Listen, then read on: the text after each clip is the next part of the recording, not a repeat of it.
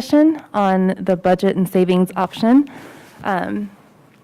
Dr. Lewis, I'll turn it over to you to introduce your team to walk us through the budget planning process options. Good afternoon, board members, community members. Before I introduce the team, I do want to welcome, although this is not their first time at this meeting, our very own LHS budget. We have Jack Ritter, who's also a member of our Superintendent Advisory Council, so thank you for being here, Jack.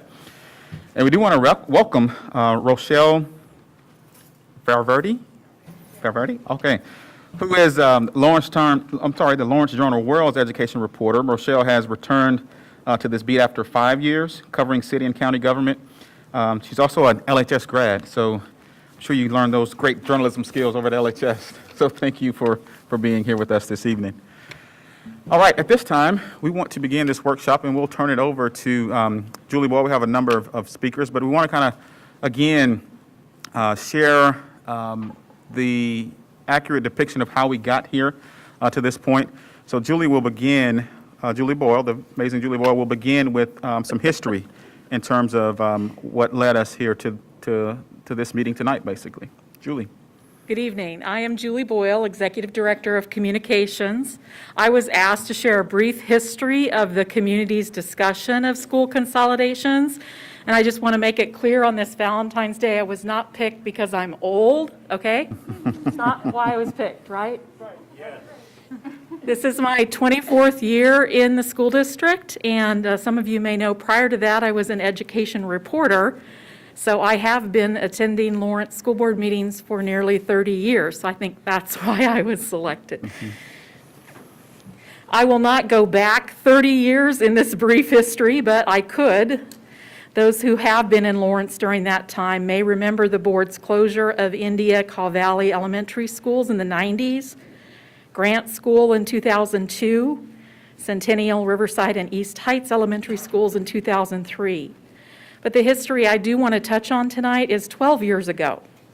In the spring of 2010, after having made $5 million in budget cuts over a 2-year period, the board appointed a 25-member elementary school facility vision task force. And task force members did include parent volunteer Shannon Kimball and G.R. Gordon Ross as well. The board charged this task force to review educational research with regard to elementary size, class size, and the appropriate staffing for an elementary school. The board also asked the task force to review the history of elementary facilities, reflecting on when and why the community constructed them, and to look at the educational programming existing at various times of their construction. To do this, the task force broke into 4 subcommittees: physical condition, neighborhood school, operating costs and financial efficiency, and full-day kindergarten. After 9 months of study, the task force concluded in brief, and I will quote, "A number of factors other than school or class size are significantly more important to student success in our elementary schools. These other factors include the implementation of research-based best practices in classroom instruction, the delivery of effective instruction and behavior management by teachers who are passionate about what they do and who have appropriate training and support, the diversity of students served, and overall resources to meet the learning needs of each student," end quote. The task force recommended the closure of Wakarusa Valley Elementary, the expansion of full-day kindergarten and early childhood education, and gave a list of best practices.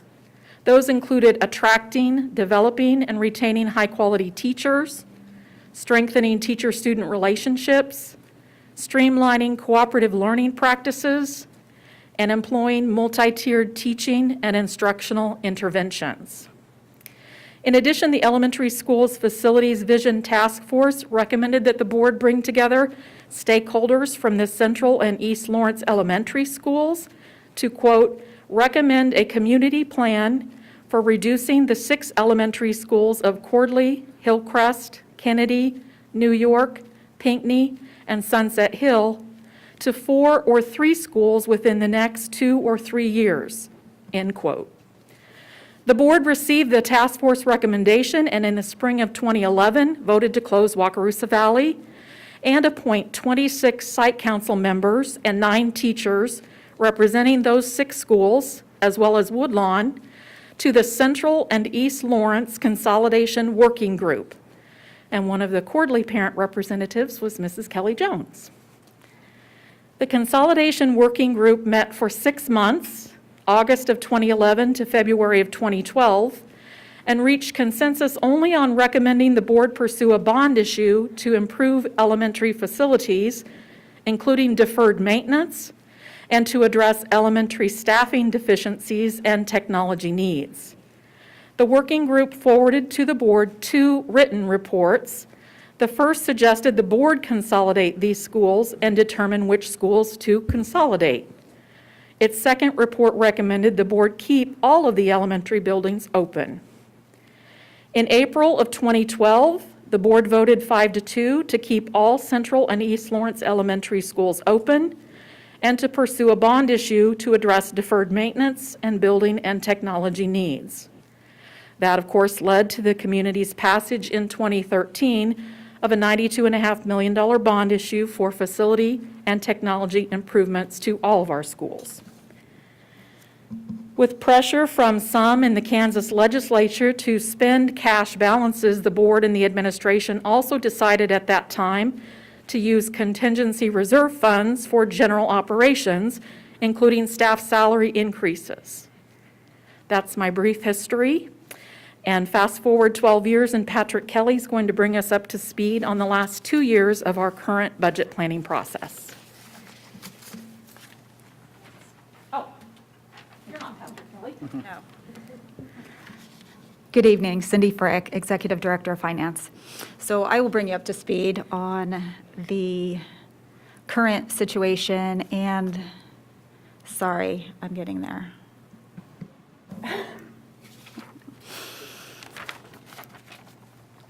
So our current challenge began with the decline in enrollment from September of 2020, which is directly impacting our funding available during this school year. Even with the declining enrollment provision, a reduction of $1.5 million was made coming into 2021-22, which included the repurposing of Kennedy Elementary. Going into next year, we're looking at an estimated shortfall of $3.2 to $3.85 million. With the loss of funding this year, which includes virtual education enrollment decline and state aid weighting decline. As we go into next year, we also have a decrease in funding of $1.5 million because we're realizing the enrollment drop of September 2020. So both of those combined come to a cumulative $3.2 million less resources, and that is an unaudited number, which is why we come back to the 3.85 as the higher end of where we could be at. The BPEC subcommittees and boundary committee were charged with developing options to address the funding decrease. The options included school consolidation and closure and program reductions. No contingency funds are available at this point to offset the decrease in funding. So going into next year, or the next 2 years, actually. I didn't watch you do that, I'm sorry. Just do the arrow, okay. All right, thanks. We're making the following assumptions to look at the next couple years. First of all, an enrollment decline of 100 FTE each of the next 2 years. Base state aid increasing by a 3% cost of living adjustment, which is up to the legislature to decide during their session. And all other finance weightings and formulas remain the same as this year. So for 2023 and 24, we could see a $1.6 million increase, and the same for the following year.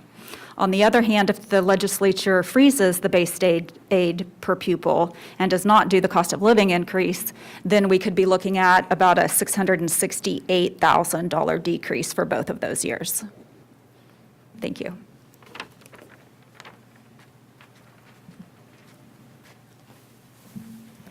Good evening. I'm Patrick Kelly, Chief Academic Officer. You have seen this slide before, and it sort of is an encapsulation of some of the processes and the challenges we have ahead of us. I'm going to provide just a little bit more detail, and this is in your packet as a narrative titled Process.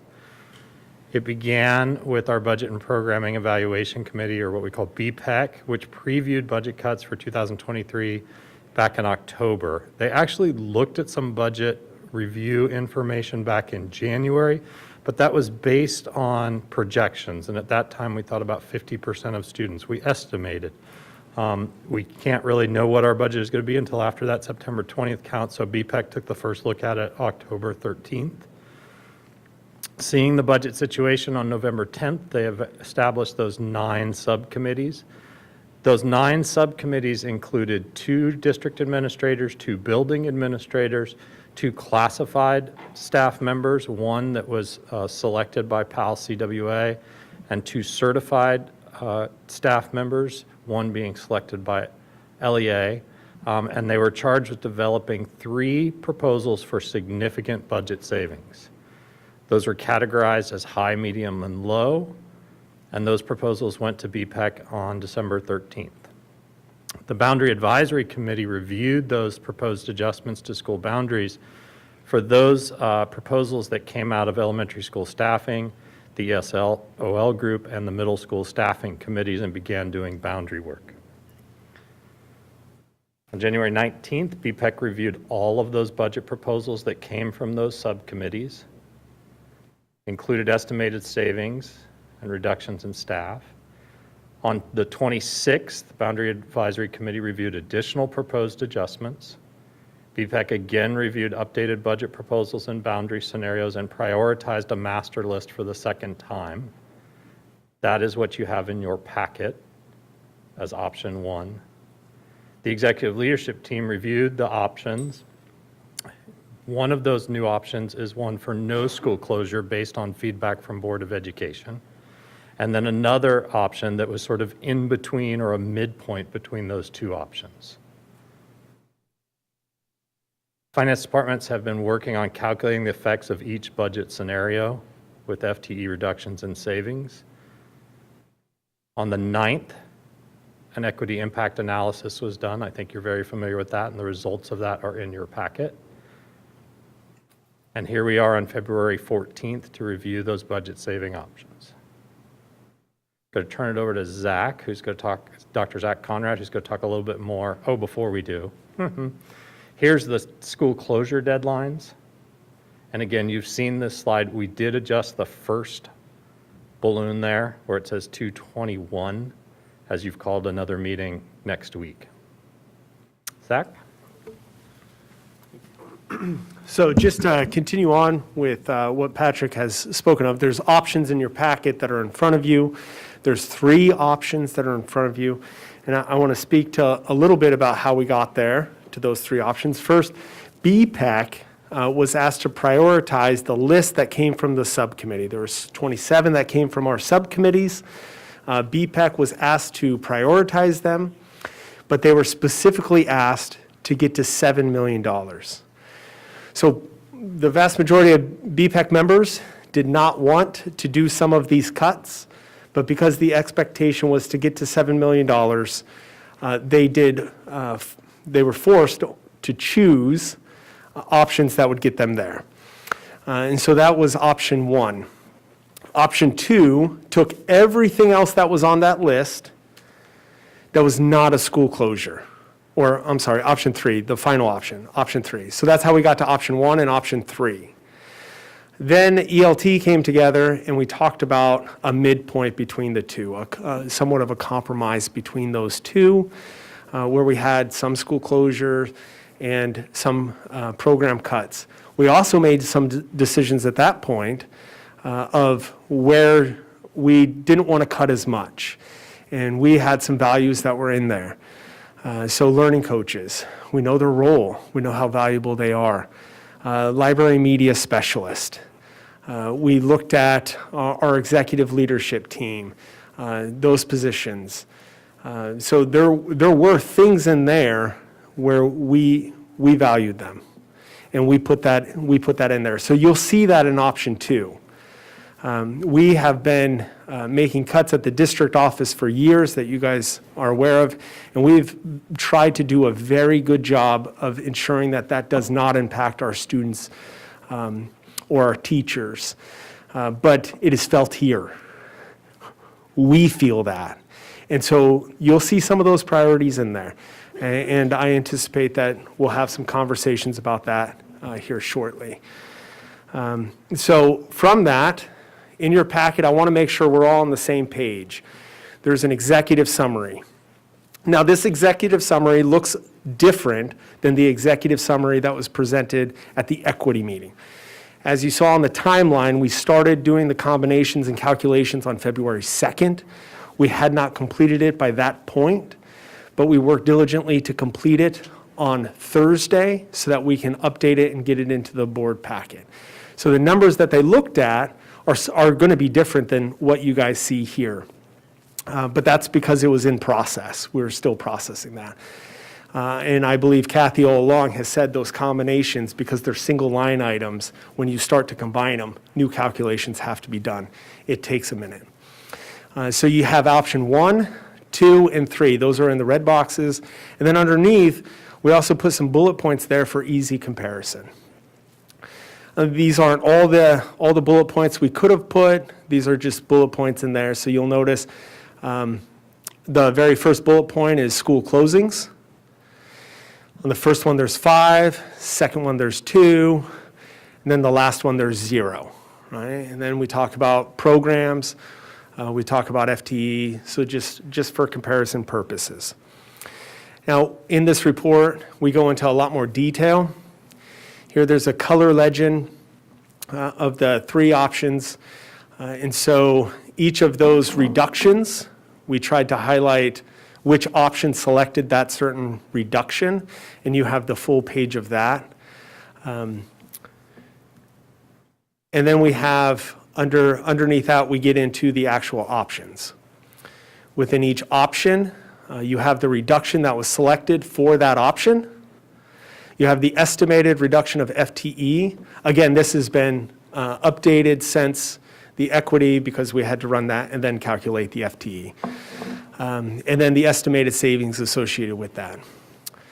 You then have a list of pros and cons. Now, this is a cut and paste directly from BPEC subcommittees. So the subcommittees did the work on that. They came up with their pros and cons. This in no means is a comprehensive list, but the group that was thinking about this at the time, that is the list that they created. And then finally, we have the equity impact analysis. I'm going to let Dr. Johnson talk more fully about this. Good evening to the board. On September 9th, we facilitated our equity impact analysis. This request came from the board on December 20th. We worked with Midwest and Equity Plains to develop this tool. Collaboratively, we had different individuals from throughout the entire district give feedback, over 3 weeks of feedback, and going through and synthesizing all of that feedback came up with the final tool that we utilized on February 9th. A total of 101 individuals were in attendance. We had the different district advisory groups that are listed on the screen participated in this event. Before we began our analysis, we began with a critical reflection on the proposals, looking at these key questions. What is the intent behind the policy proposal being reviewed? Who will benefit from the proposed changes and who will not? And who is unintentionally being decentered or marginalized? Those were the key questions that we entered into our space and our time. Before we engaged in conversation, we went back and reviewed our work from Courageous Conversations, looking at our 4 agreements, and ensuring that we would stay engaged, experience discomfort, speak our truth, and expect and accept non-closure.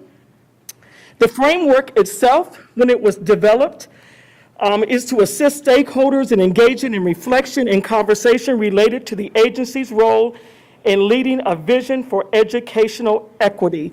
And at this time, I would like to pause just for a moment, because I want to go back in time, if you will, to May 10th of 2021, when the board approved the equity policy. The key term in defining educational equity is the same term that was utilized on our tool. It states, educational equity, when educational policies, practices, interactions, and resources and are representative of, constructed by, and responsive to all people so that each individual has access to, meaningfully participates in, and has positive outcomes from high-quality learning experiences regardless of individual characteristics and group memberships. When the teams were put together, they were randomly put together in this room. So all of the comfort groups where people, when they entered in, they kind of maybe went and sat next to people that they were very comfortable with. We randomly selected, so there was no predetermination as to how the outcome was going to be presented to you. We looked at access, representation, meaningful participation, and high outcomes.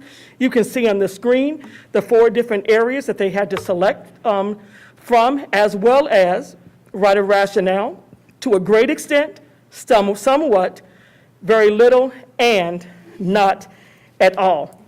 In your packet, you will see that there are multiple groups that looked at different options. Groups 1, 2, 3, and 4 analyze option 1, 5, 6, 7, 8 analyze option 2, and groups 9, 10, and 11 analyze option 3. The results of the equity impact analysis is on slide 11 for your reference. At this time, we'll continue with the presentation, looking at additional considerations. Thank you, Dr. Johnson. And these are just other considerations, not necessarily to be answered tonight, but as we continue the conversations and the dialogue around these options, please know that these things should still be top of mind. One is growing enrollment. You've heard me say, yes, we can make cuts, but what are we doing to attract families, attract students to Lawrence? Because we know our budget depends on our enrollment. And so one of the things that is still on the table is Montessori. We were looking at New York, and so that's some discussions that we're still having. As a matter of fact, we've had some meetings last week, rather, to continue those conversations. In addition, we're looking at, are there any possible additions, reductions, or reallocations in terms of transportation when we think about where students will move to their new school? And so it's incumbent upon us to hear from the board, do we need to include that as part of some potential additional dollars there? Professional development. In one of the, several of the proposals, you noted multi-age classrooms. And so we want to make sure that we are mindful of that and thinking proactively in terms of what that professional development may look like for our educators. And then, of course, during these transitions, we want to make sure that we're thinking about staff and student support in their potential new buildings. And as a reminder, our thought exchange originally closed, I think, on the 12th. It's going to close now on February the 16th. So that thought exchange is still live, and it's just asking the question, what is the most critical things that the board should consider when making these final decisions? So I want to thank the over 1,100 people that have responded to that thought exchange and have together included about 1,200 thoughts there. So that's still open and will remain open until the 16th at 11:59. And then lastly, the board had requested 2 things from administration. One is that Title IX report. We did check in with the attorney again today to see where they are at with that. Haven't heard from them. And then also the administrative study, which I'll be making some comments about that during my superintendent's report. And then lastly, we're done talking. We definitely want the board to engage in conversations. But as you are engaging in these conversations, really think about these questions. And so we just kind of listed some questions. They're in your packet as well. And keep in mind, you may be presented packages of options, these 3 options. You don't have to vote on one option together. You can take bits and pieces of options to come up with the shortfall. But really thinking about these questions, how does each option align with the district's mission? How does these options support the district vision for equitable access to rigorous, culturally relevant, and seamlessly aligned curriculum? Effective research-based instruction, all students achieving at high levels, graduate on time and well prepared for their future, as our mission states. How does this option impact the current district the district's strategic plan? And what is the impact of this option on teaching and learning? Is this option sustainable? With this option, what does the district look like in 5 years? What does the district look like in 10 years and 15 years? And when we're thinking about these options, I want to make sure that that's top of mind too, that we're setting this district up for future success. Does this option delay rather than address district budget challenges? How does this reduction of enrollment impact the decisions? And then lastly, does this decision get us closer to aligning our base cost per building across the district? So with that, we will turn it over to the board for discussions. Thank you, Dr. Lewis. So before we enter into a discussion, thank you for posing those questions. I would like to add to that from a board's perspective, from our board policy, just as a reminder. As you know, we do have some tough decisions ahead of us, and before we enter into a board discussion, as a reminder, per our board manual, our board culture supports our district's mission, vision, and shared values, and Dr. Lewis shared some of these on his final slide. Our commitment to equity in education, the statement says the district has made a commitment to disrupt systemic racism and other forms of injustice that profoundly impact students' current and future quality of life. The Board of Education commits to advance educational equity by applying a systemic change framework to school governance and to resource allocation. We also made a commitment to have a student-centered approach to the board's work, so our district will be well-positioned to personalize learning so that, and I quote, all students achieve, succeed, and graduate future-ready.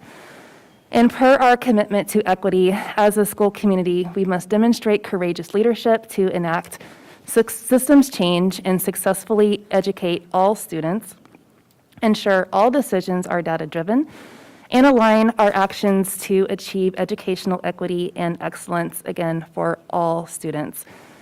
During your comments, please keep in mind that the board needs to be clear and decisive. The community and district educators deserve that.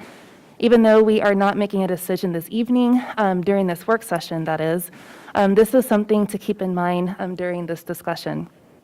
Determine what our guiding principles are as a board, and per our strategic plan, we made a commitment to cohesive curriculum, student-centered learning, safe and supportive schools, effective employees, making data-driven decisions.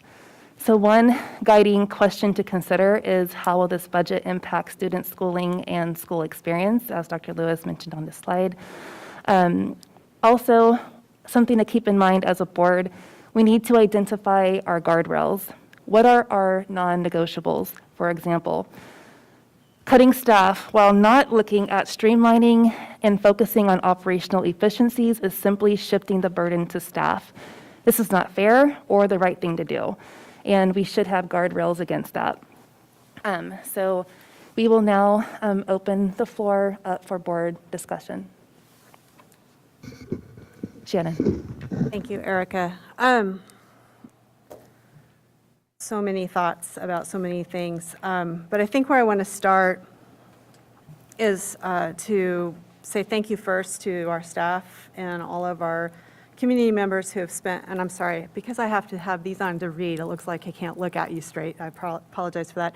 I appreciate all the feedback that we've received from all quarters of our community. It's been really important and helpful to framing how to think about the problems that we are facing. I appreciate, Dr. Lewis, the slide with the questions to consider, because I think that's really the way that I've been trying to frame my thinking around this. What are the changes that we need to make that are going to best support our students, that are going to align our operations with our strategic plan goals, that are going to position our district to recruit and retain talented staff, that are going to put our district in the best position that we can financially for financial health going forward. What are the options that we can choose that will make systemic change that is sustainable? In other words, things that we don't have to then turn around and undo in the short term or the long term. And what ways can we change the way that we operate to improve student learning, improve the work and the jobs that we're asking our staff to do, and that also rearrange our budget to free up resources to redirect to all of these priorities. I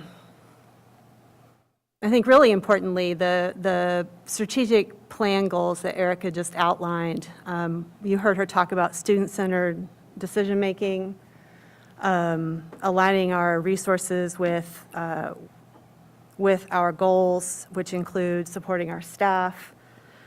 And I think that for me, that has meant that our district has had an obligation, and our board has had an obligation to look at the big picture and to look at as many options as possible on the table for how we do this, because these are really, really large, big picture, systemic issues that we need to be solving. This is not a one-time. It's not a blip. This budget situation is not a blip. It's become a feature of our budget over time, whether intentionally or unintentionally. And so we can't treat it as we can fix it this year and we're done, because that is not, in my opinion, going to free up the resources that we need to redirect them to improving student outcomes and making sure that we can pay a living wage to our classified staff and appropriately compensate our teachers. For that reason, I appreciate that we have had a really hard discussion amongst the BPEC and Boundary Committee members, our staff, and the community about the buildings that we operate. And that we've actually started looking into this question more deeply. I think it's really important because it is true that we spend twice as much per student in our smallest elementary school as we do in our our least expensive school to operate, let me put it that way. When you have a difference of almost $5,000 between one school and another school, and you're really not doing anything different at those two schools for those students, substantially, that is a problem that we need to be looking at. I think we have to be looking more closely at how we are spending funds for our at-risk kids, and I know that that is something that other board members care a lot about too. I think it's important to point out to the community that we have at-risk students at every building in our district, not just our neighborhood schools. And in fact, in some of our non-neighborhood schools, we have more of those kids than we do at some of our smaller buildings. And I think we have an obligation as a board to ask the question, are we spending our resources in a way that is meeting the needs of kids in every one of our schools, not just some of our schools? So for that reason, I think it's been important that we've had this conversation about school closure. I'm willing to continue considering that as an option, but I will say to my fellow board members and to our staff that I don't think that the school closure options that are in the options being presented to the board right now are the right ones.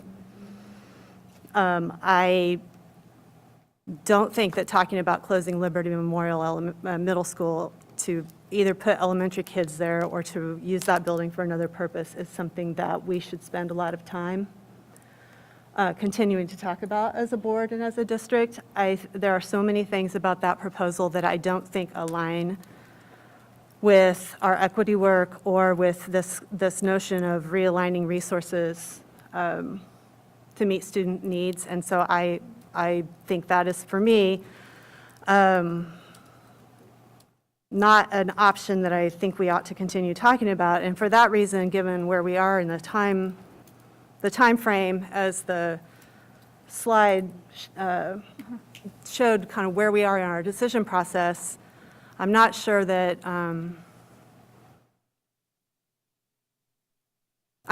we can do the work that we need to do around that question in the time frame that we have left. But I'll just say that for me, those closure options that have been brought forward as part of option 1 and option 2 are not the right ones to be talking about. So I'll stop there because I know everyone else has lots to share. Thank you. Can I jump in? So I'd also say that I'm appreciate all the work from the community and from the staff. And in particular, I appreciate the focus on how do we both address balancing the budget, but how do we do better as it relates to reducing the disparity of wages for our staff. And in particular, as somebody with Kay and Andrew, who ran from May to November in this community, being asked to elevate our wages minimally for our lowest wage earners to $15 an hour, we can't do that by just balancing the budget this year. But I agree with Shannon that the proposals in front of us are not the right ones for the community, and that there is not enough time for us to get to a space that I would feel comfortable with school closure. And in particular, I think the ask from the community that we provide more time, we provide more consideration based on quite a few concerns around the data we looked at, around how we looked at the data, and around who was looking at the data. That also gives me pause. And I believe, if I am counting votes correctly, which is Erica's job, not mine anymore, we probably do not have the votes to close Liberty Memorial.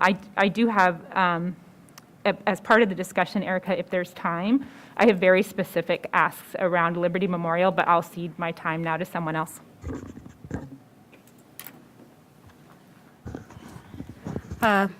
So yeah, here we are.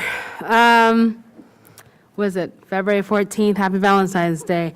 I would definitely have to say that for myself, when I saw that the numbers aligned in where we weren't really saving that much comparatively to other options, and knowing and hearing about the potential disruption from closures or not closures, right there I was kind of done and ready for this part of the conversation. And as we kind of talk about, okay, what do we do now? Because there's going to be loss, right? There's going to be loss. I think about what actually are we paying for with this, $7 million. What is that? What does that equate to? Are we talking about a $15 raise for paras? I don't know. Are we talking about a 25-cent raise for all of our staff? We know it's due. And so for myself, when I kind of look at this, I really don't, I need more information. And like my board colleagues, Shannon and Kelly, in hearing our public, I had some serious doubts about this timeline, and here we are. I'll yield for now.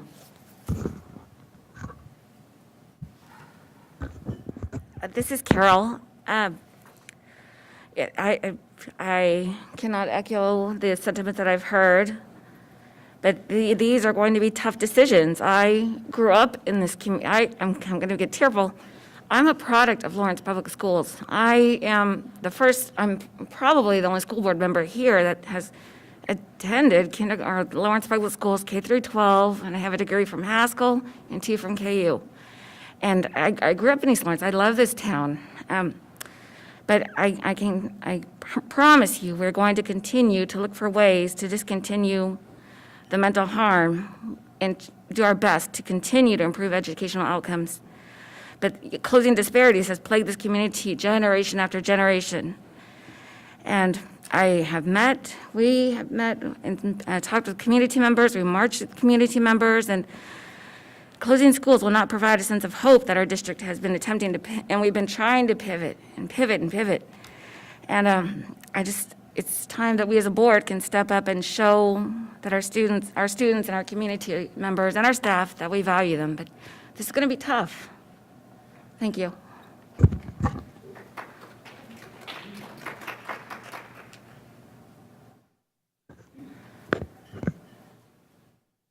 So I feel like I've been the most quiet out of the discussions that have been happening. What may help with your quietness if you pull the mic down a little. Okay, let's try this again.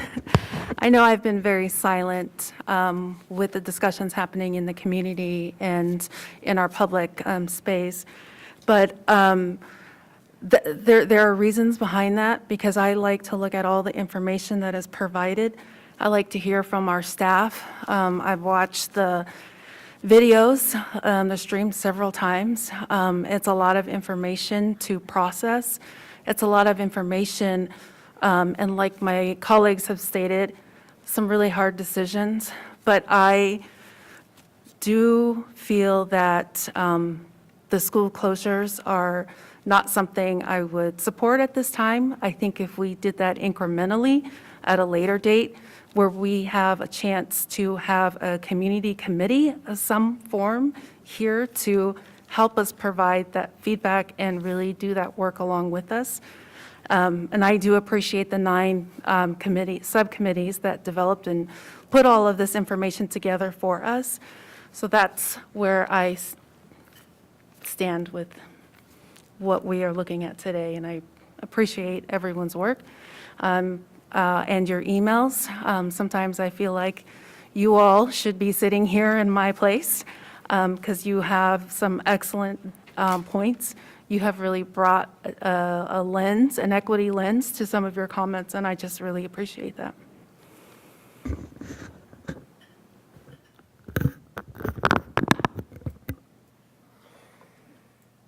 Hello, everybody. Andrew Nussbaum. Appreciate everybody speaking and sharing, and I didn't know what to expect, right? This is my first work session on the board for at least Kay and I, since we were sworn in, and I look forward to what the next steps are of this work session for the next 45 minutes before we call to order our board meeting tonight. I'm excited to hear some of the thoughts and perspectives that I'm hearing. I agree, and I think I've been pretty open that I have not wanted school closures to be an option at this point, and I'm excited to hear some of the perspectives and critiques, concerns, and wondering about time and pace. I really appreciate hearing about when and how and who. I really hope to exist in this space, in our board culture, always prioritizing, hyper-prioritizing educational equity, and equity with a critical, sharp analysis that includes power dynamics and includes who gets to define what equity is and then who that impacts the most. That definitely acknowledges resource allocation and even is explicit in equity that it's a resource allocation towards those that historically and currently haven't had as much resource allocation. So I am hopeful, based on what I'm hearing, and actually expecting myself and us and continue to build our board culture alongside all of you and staff and community members and stakeholders to continue to deepen what we mean by equity, and then how we then process and act into what equity means, especially when I'm looking at option 1, option 2, and option 3. I'm still seeing, from my perspective, my background, my experience, and hearing from community members and staff members, most of the cuts, to me, still seem to be harming those that get paid less, those that are closer to students. For example, assistant coach positions, and gymnastics and this. all of those, a lot of the assistant positions are supplemental income for classified staff, right? So from my perspective and my understanding of equity relative to power dynamics and relative to historical patterns, I am still expecting and needing and requesting the administrative study review. And I'm also still anxious and aware of the administrative study review coming from KASB. Still, I'm anxious about what that's going to share, because if it's saying, well, we need more administration compared to Blue Valley, compared to Shawnee Mission, compared to Olathe, my perspective is those are very wealthy and very conservative school districts compared to Lawrence, Kansas. So from my perspective, I don't want us to model our organizational chart on Shawnee Mission, on Olathe, on Blue Valley, and other districts that we compared to. So from my perspective, if we're looking at FTE, if we're looking at numbers of students, we're looking at enrollment, I'd like for us, again, to look at those that have the most power, the most privilege, and the most resources, and that is those that work at the district office and that are furthest away from students on a daily basis, and who over the last 10 years have been given more raises, percentage-wise and numbers-wise, than certified and classified staff. I ran on working alongside classified staff. My background is as a therapeutic special education teacher, and so for me, my priorities and non-negotiables are classified staff, certified staff, programs that support certified and classified staff and are closer to students, and also looking at ways of, if we're talking about efficiency, right, and FTE and staffing, let's think about efficiency of an organizational chart and district leadership, okay? I just don't want us to be talking about efficiency only in special education, only in sports and arts and the library, instructional coaches, and efficiency in neighborhood schools. We also need to be looking at efficiency, costs, and resource distribution to schools, to students, and to staff. And the only way that can actually happen is if we actually redistribute power and resources and decision-making from the top and make it more bottom-up.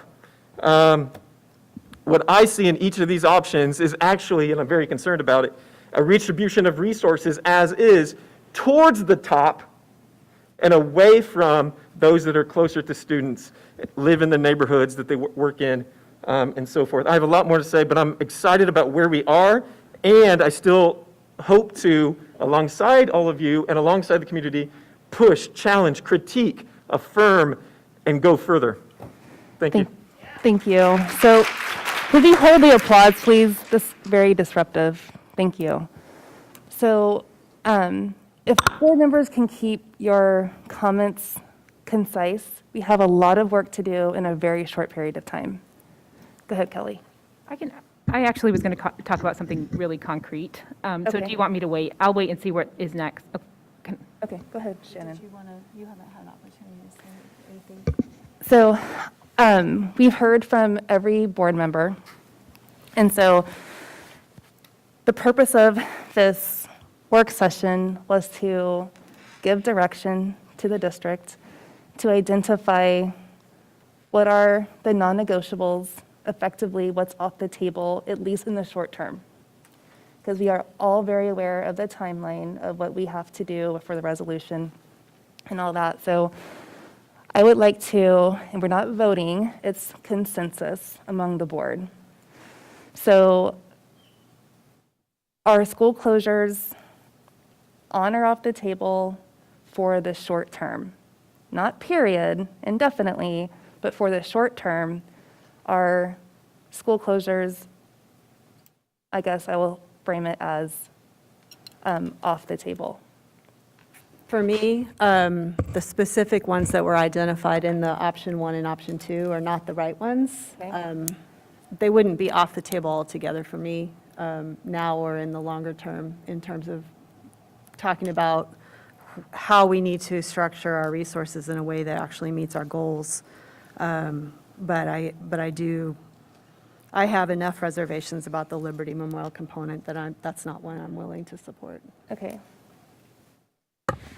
This is Carol. I am not willing to support any school closures at this time. And like Shannon said, the schools that are targeted, to me, it was a slap in the face because I grew up in East Lawrence. So no, I will say no for now. Thank you. I have consensus on that. Okay. I agree. Yes, Off the table. I'm sorry, Kelly. Yeah. Okay. this is Andrew, yes, off the table. Okay. Off the table, Erica. Okay. So it looks like, at least in the short term, school closures are off the table. So thank you all for doing that. I would say I haven't given mine. At this point, it doesn't matter because of how the consensus is, but I would say in the short term, I would like a little more time, and time is not on our side, unfortunately. So, so it'll be off the table for me, at least in the short term. Can you define short-term for the community? Short what that term means? is not This like for act- the next school year. Yeah. Right, thank you. Yes, Jen, and you have, I wanted to go back to some additional comments about some of the things that we do have to consider going forward. I really want to challenge all of my fellow board members on a couple of things. By taking the building closures off the table this year, I believe that the cuts that we will be forced to make in order to meet our priorities are more inequitable than what we might be able to do if we had the time to work on these issues further. I think that the idea that we will be able to solve the problems that have led us here by cutting administrative jobs is not based in the reality of the data around how we spend our money in this district. And it's actually not true that we have given a larger percentage raise to our administrative staff in any year that I've been on the board than what we allocated to teachers and paraprofessionals. And I want to be really clear about that. And in fact, some years they got percentage-wise less than those other groups because the board prioritized classified and certified staff over administrators. So that is categorically not a true statement. And I think that we have to move beyond that kind of rhetoric around administration because honestly, none of this work that needs to happen around the budget is going to happen without these people.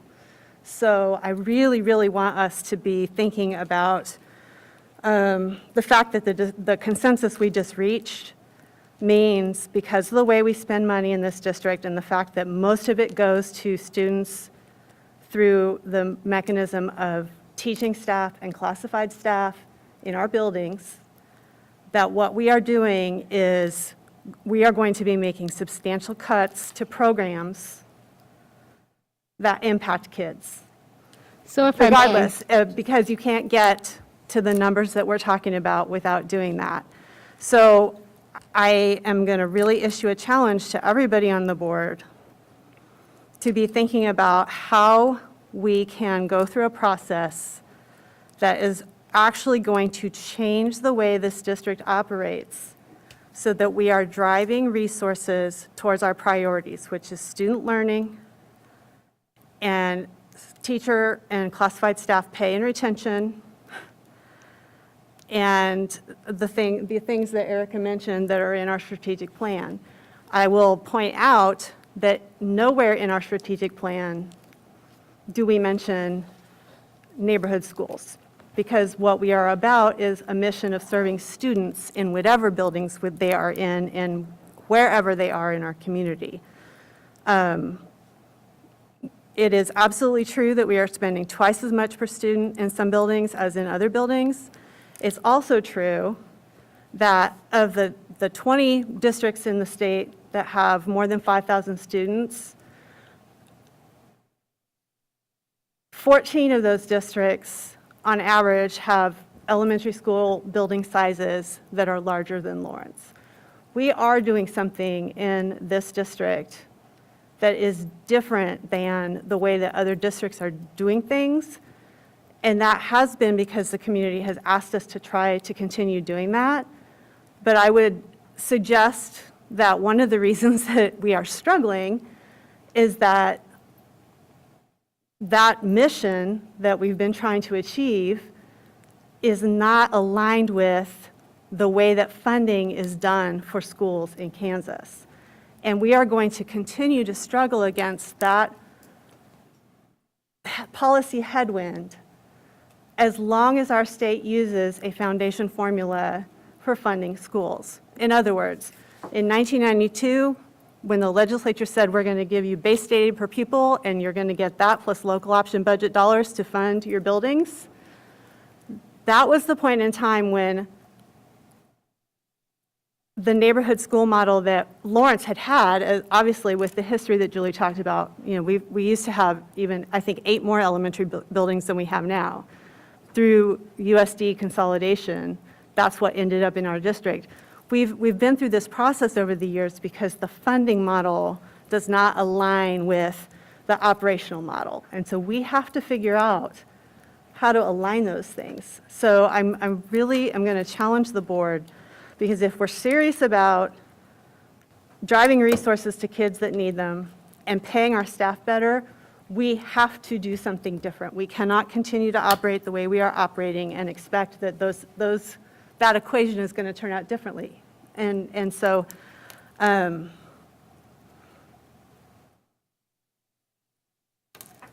think that that's something we've got to acknowledge. And we've got to acknowledge the pain that we're going to cause to our staff and families and students, because we're going to cut some stuff that is really important to a lot of people. And I don't want to do that any more than anybody else on this board does. But that's the place that we are in this process. Thank you for your comments, Shannon. And I want to clarify, I wasn't very clear when I gave my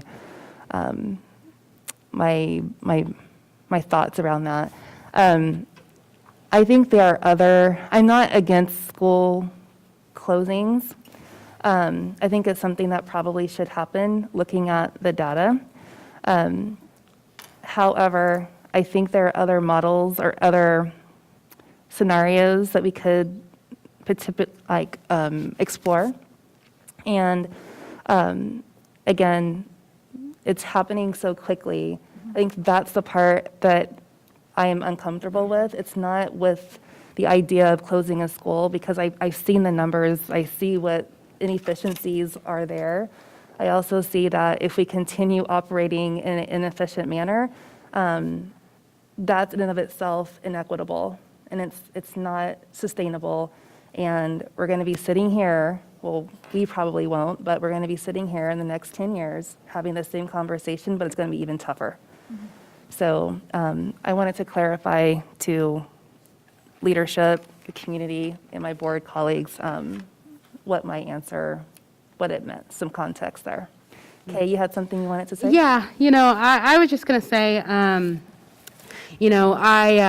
definitely hear and understand that, we're facing some loss. I mean, I said it when I was talking just a few moments ago, but I think that there's opportunity in this, and where we don't have to just look at, we're cutting programs, we're looking at restructuring and being able to provide services in a different way that's sustainable, and I think that, it's going to be challenging moving ahead, but I challenge the board to be thinking about, okay, so here we are, if we're looking at, for example, $50,000 in athletics, why are we picking one or two? Why don't we look at it collectively? How do we save $50,000 in athletics as a whole? So I think that there are some collective decisions that we can make, that our building levels can make, And so when we're saying cuts, I don't necessarily buy that. You know, I think that, yes, we're looking at restructuring how we do things, but I think our conversation gets to how do we transition our schools and our district in that manner. So, do you mind if I go through? Okay, so I really don't want to miss this opportunity because it kind of builds on what Kay said. Where is there opportunity here? So we've been talking about deficit thinking because we're dealing with a deficit. But one of the things that's come out of the conversations I've had with community members that I absolutely do not want to lose tonight. So I sent two children through Liberty Memorial. Did you send kids through Liberty Memorial? One of them. Yeah, I think, a couple of us have sent our kids through Liberty Memorial, and it's... I went to Liberty. Carol's a graduate of Liberty Memorial.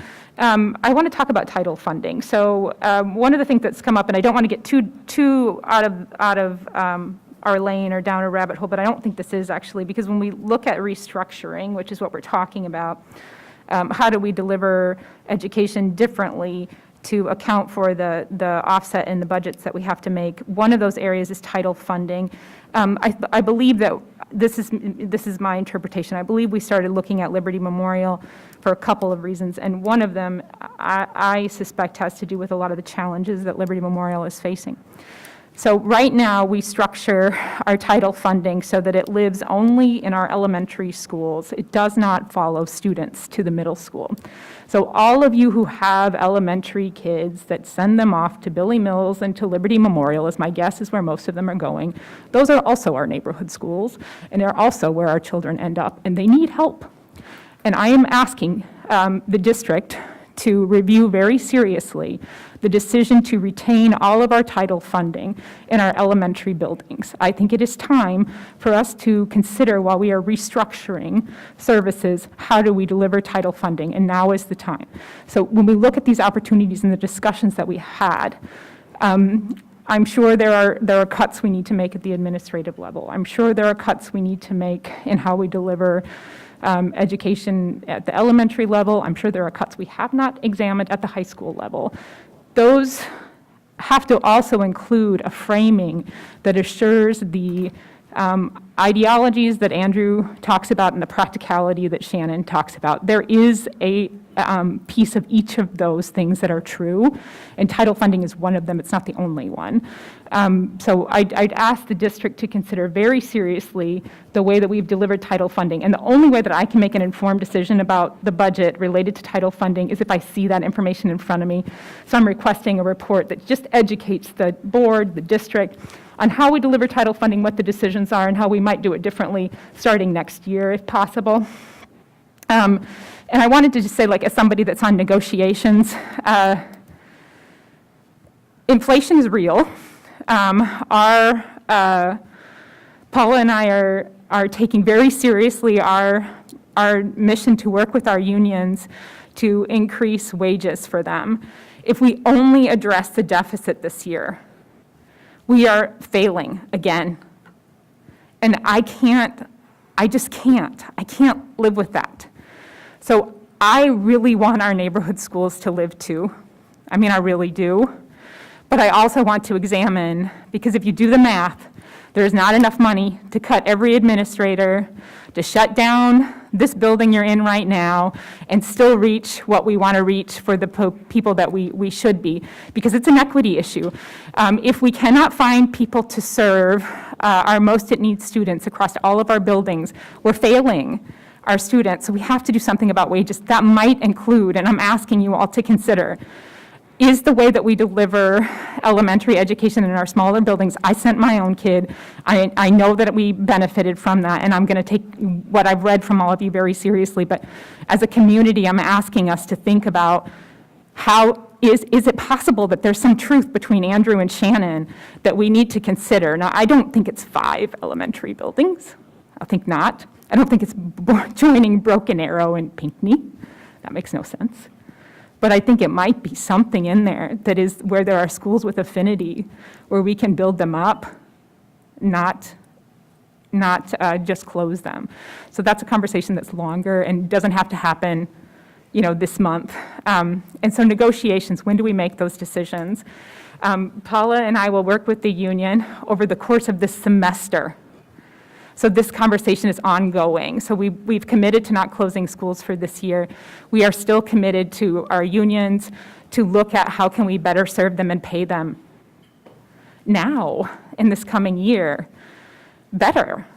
And I don't know how to do that without closing schools. I'm just being transparent. I don't know how to do that. So I have to work with the district administrators to figure that out. But it is a serious priority for me that everyone that works for us can afford their grocery bill.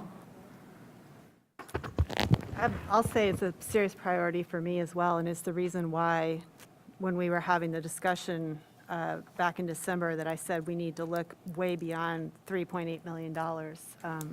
Because that is something that we heard, that we heard loud and clear. Appreciate that, thank you. That is something that we heard loud and clear through our strategic planning. It's something that I've heard repeatedly in this room from a lot of you, from our representatives, from our unions. And it's our inability to make progress on the wage issues in our district is hindering our ability to make progress on our student achievement issues in our district. So the schools that we all love will not be the places that we want to send our kids in a few years if we cannot figure this out. And we have struggled at this board table and in this district to figure this out for the last 10 years. I've watched us do it. Every year, it just feels like there is not enough room in that budget to put real, meaningful money on the table for our employee groups. And I, for one, I'm done with that. We have to do things differently so we can make progress on that. And it's one of the reasons why I am so adamant that we really push ourselves hard to think about how we're going to do this, because it's time. We're decades past time in this district to figure this out. One of the reasons we're so far behind is that we have been operating the way we are operating now for the better part of the last 30 years. And if you think about the lost opportunity costs that we have for having done that, in terms of what we pay our staff, you can see it. You can see it if you pull the wage data for all these districts that I've been looking at to kind of compare us to, and you look at how they structure their districts, and you look at what they're able to pay their staff for a starting wage, and how far their salary scale goes, how much a teacher in their district earns over a lifetime, it becomes real clear real fast where our problem is. And so we have to fix that. Kelly, I'm really glad you brought up the title funding. There's been a lot of discussion of title funding in the comments that have been coming to the board. We get title funding based on how many kids qualify throughout our district, but we are only spending it on, as far as I can tell, about 30% of the kids that qualify for that funding. We're only spending it in buildings where about 30% of those kids go to school. So that, I think, is a real issue that we need to be grappling with at the board table in terms of what we are asking our district to do in the way that we operate. And I'm glad that we're going to have that conversation. That is also overdue. So thanks. Appreciate that. And Kelly and Shannon both bring up a really good point. And we mentioned previously providing clear direction. So another topic that the community has emailed, I know me and probably the whole board about numerous times, the question, is it necessary to do the $7 million that we talked about right now, or is a phased approach more appropriate? So do what's legally, what we have to do legally to balance the budget. We talked about the conservative number is 3.8 million, I believe. Yes. So again, giving clear direction to leadership as a board, what are we doing and what's the direction we want to give? So I'm going to say real quickly, for me on this one, like, I go back to the fact that, what are we talking about? So we're meaning 3.8 to legally, or 3.2 to 3.8 legally, but when we're talking about the bigger numbers, what type of raises are we talking about? What type of positions are we talking about? It's hard to be able to say, yes, let's be conservative when we don't actually know, like, how much people are actually going to be taking home or that increased wages that they're going to receive. So we have to negotiate wages at the negotiation table, and that's going to happen over the course of the semester. So we haven't gotten a hard number from either the LEA or from PAL, what they would hope that the district would do. And more typically, we do that over the course of the next couple of months to see, like, how can we get them to that number. In an average, in a year that we didn't include, like last year we had a freeze, and I'll probably be on my knees actually hoping that we don't do that again this year. But that we meet with just in terms of honoring the negotiation process, I really want to hear from PAL, like what they are hoping to see this year. And then we have a meeting with them, Paula, because I came tonight and it wasn't tonight. Yeah. It's on the 21st. 21st, yeah. And then we still will meet with the LEA going forward but to be honest, we have to wait and see what the legislature does before we have a really good idea of where we're at with our contract. So that typically happens in May. So we'll still be looking at what is the ask from the union, and to honor that process, we'll do that at the negotiations committee. So it's a little hard actually to answer your question because that's an ongoing process as it relates to negotiations with our unions. So the actual hard number they haven't given us yet, and we'll hopefully hear that in the next couple of weeks, and then that will be part of the discussion going through March. But the important math there is that Kathy shared with BPEC and with the board, I think, that it costs about $825,000 for each 1% increase in compensation that you're going to give to those employee groups. So, that's the rough math, right? But what is that? Napkin math. But what does that mean? Like, if I'm just like 1%, like, If you put 1%, if you put 1% more money into the salary pool for teachers and for classified staff, it costs about $825,000 to do that. So but then you apply that pool of money to the salary schedules, right? Typically, and so it can mean different things for different employees based on where they are on the salary schedule.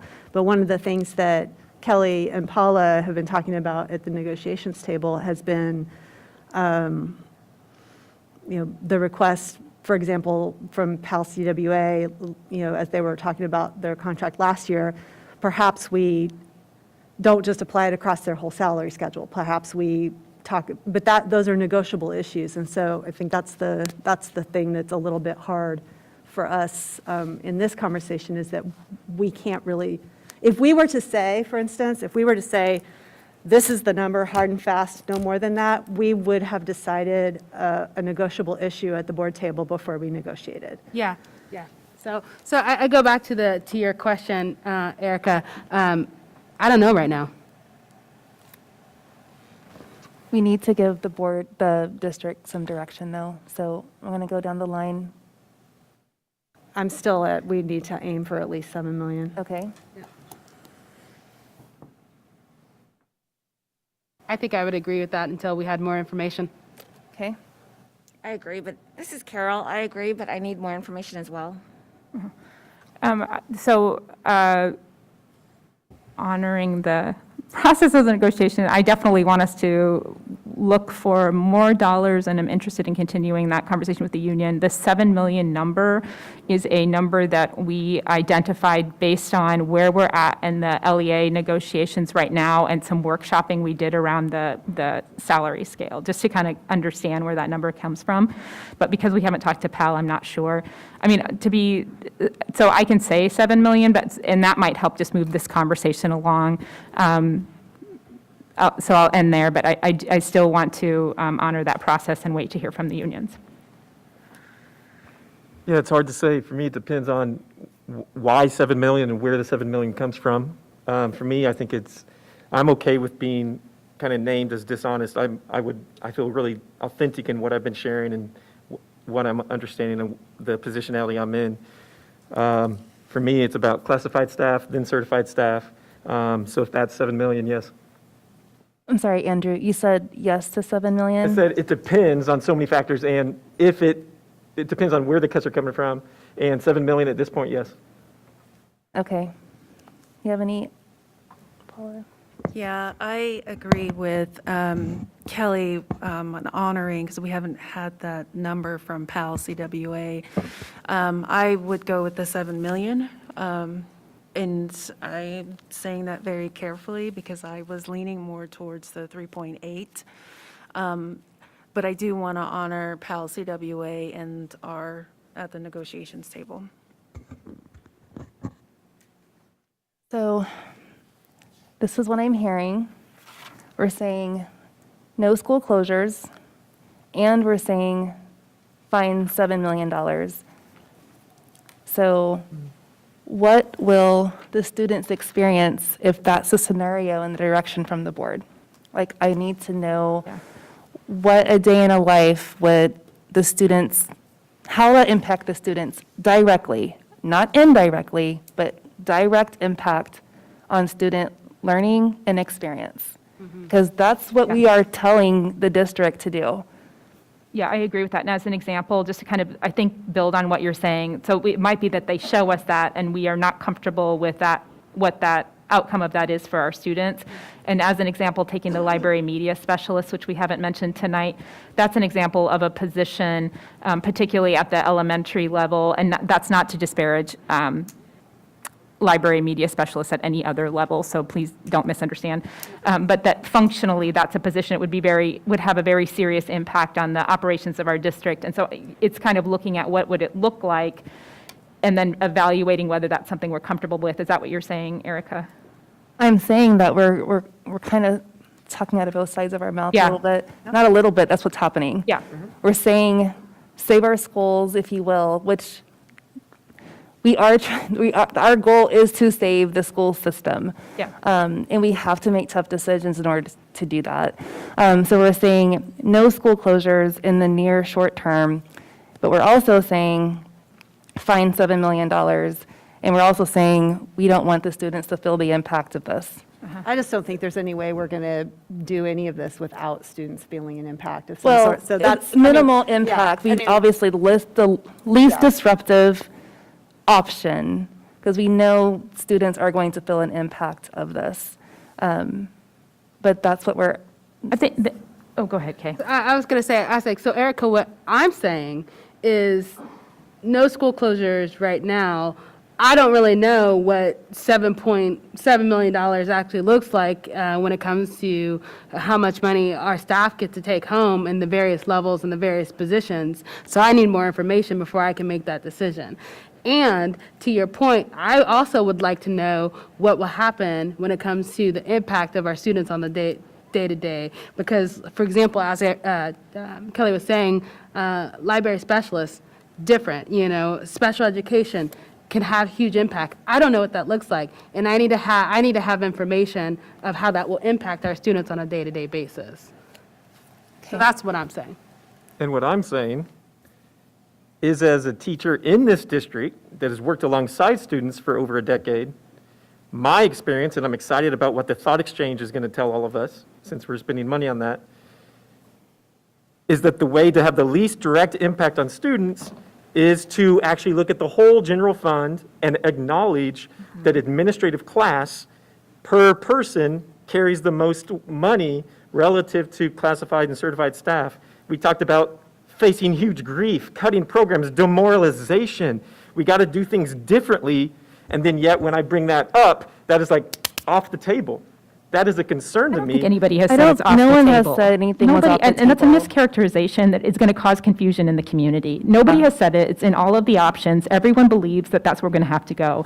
But it's not going to get us to $7 million. Oh, I'm not saying it's going to get us to Okay, $7 million. so feel peace But that we none will of the definitely things by look at themselves are going to get us to $7 million. I'm saying I am ready to have more of that conversation instead of where we're at with it right now. Dr. Lewis, where does this put the district? Well, let me start with this. Mark Fagan, you may know that name, Rochelle, or not. Yep. He penned an article, coincidentally, February 14, 2011, to this day, and the title of the article is School Task Force Puts Off Decision on Recommending Elementary Closures. And there's an image on there that looks almost identical to the sign that's on the fence at Pinckney right now. And he interviewed Chuck Warner, who I think was a former bank president here. And Chuck Warner says this. He said, closing 2 schools next year and then consolidating 4 schools into 2 schools within 3 to 5 years would do the most good for the long term. And he also said this, closing schools isn't as much about saving money as it is about protecting teachers, programs, and other educational efforts. And so when I look at that article, February 14, 2011, and thinking about where we are today having this conversation, when he mentioned about protecting teachers, it doesn't take long to do a quick Google search and see the articles where educators are leaving the profession in record numbers. When I first came to this district, and I know everyone on this board agrees, we said we must address staff salary. Staff includes administration, teachers, and classified staff. We must address staff salary. Been called a lie on social media. I don't want to be called a lie on this. So I'm that committed to addressing staff salary, so we have to do that. So when it comes to what the impact will look like for programs, and I can't remember who did the study. It was a recent study done where it looked at what most employers are looking for, those skills that most employers are looking for, and those skills are not attained in the chemistry class. They're attained in extracurricular activities, sports, choir, band. That's where those skills that employers need. And so when I think about some of the reductions as it relates to some of those programs, that's where I think we will hurt some students. Now, granted, if we look at reducing the electric budget, now we may need to tell students to maybe bring a coat. We may have to cut the temperature down just maybe 5 degrees.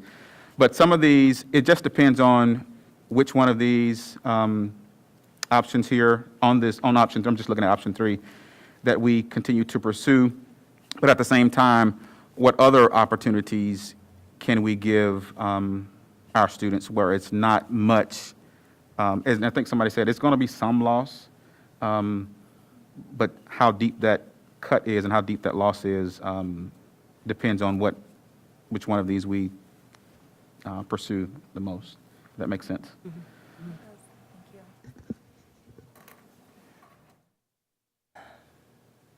I guess Okay. I was going to say, when your budget is 85% people, and you talk about making cuts that don't impact students, those 2 things are like almost impossible to both be true, right? Because when you have to make cuts and 85% of your budget is people, that means you're cutting positions. You're getting rid of jobs that people have been doing, and they've been doing them in service of the students in this district.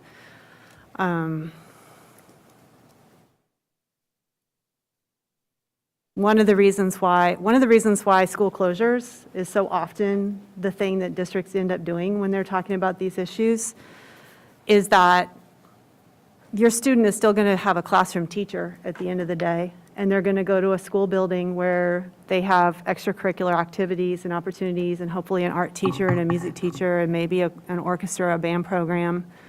It might be a different building.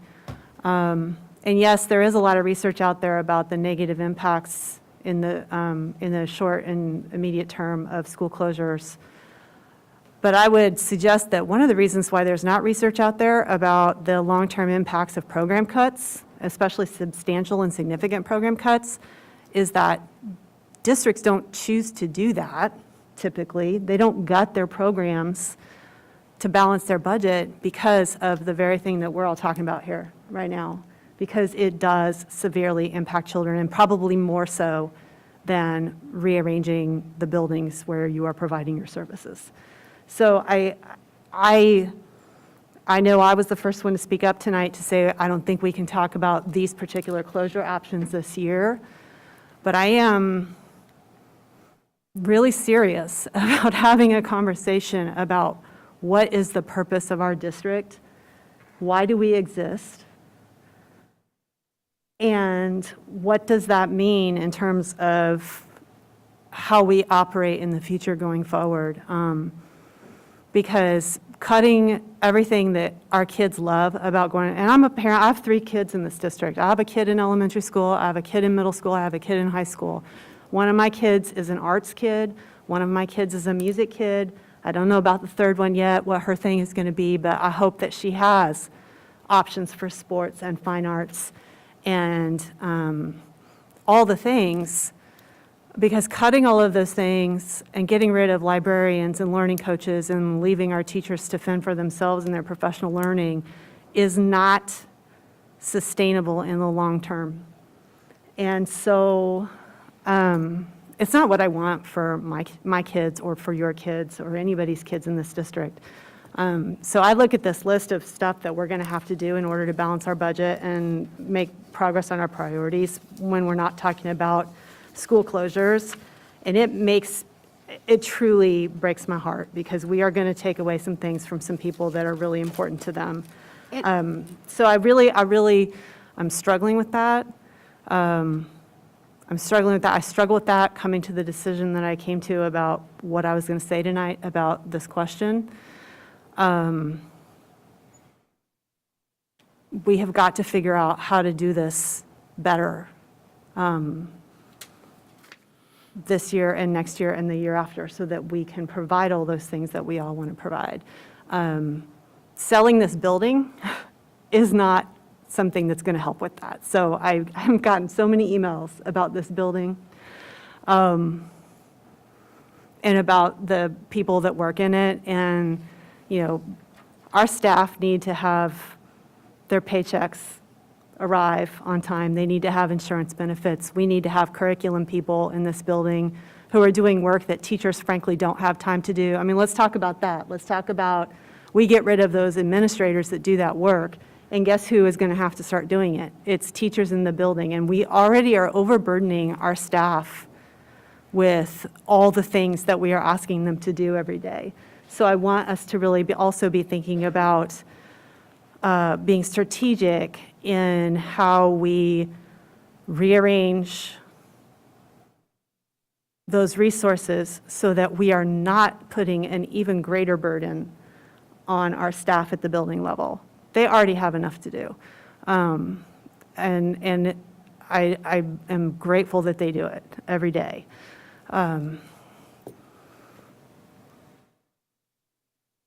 Agreed. Thank you for your comments, Shannon. And you're right, we cannot do everything we're doing now, but with less people. That's not okay to do. So, Dr. Lewis, do you have what you need from the board, you and your team? I'm looking at them. No. I didn't think so. I know. I mean, because there are some things on this list, like when we look at, and keep in mind, when we were looking at no school closures, we were looking at where can we get the upwards of $7 million, and there's some deep cuts on there. For example, when we look at reducing librarians by 75% in our agreement, and we do recognize the value that our librarians bring in terms of those 21st century skills that our students are getting when they go to the library. But in addition to that, this is where some of our teachers get their plan time as well. Learning coaches, I can tell you how valuable, those learning coaches are in terms of improving instruction. So we can look at this list, and I'm looking at the team. Please come up if it's a question you have or some information you need. We can look at this list and see where we can get those cuts, because again, legally we have to balance the budget.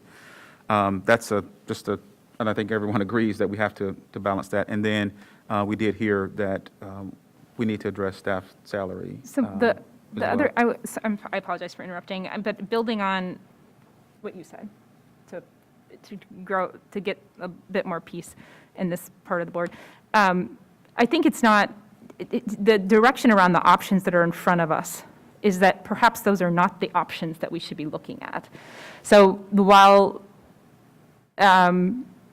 that those options might be the only options we have left. I mean, having served on BPAC for a couple of years, I don't think there's anything hidden there. I mean, certainly, I've looked over everything that Kathy gave us for the last couple of years. I've spent a lot of time looking over what we did in 2019, what we did this year. I mean, and trying to see, is there something that we're overlooking?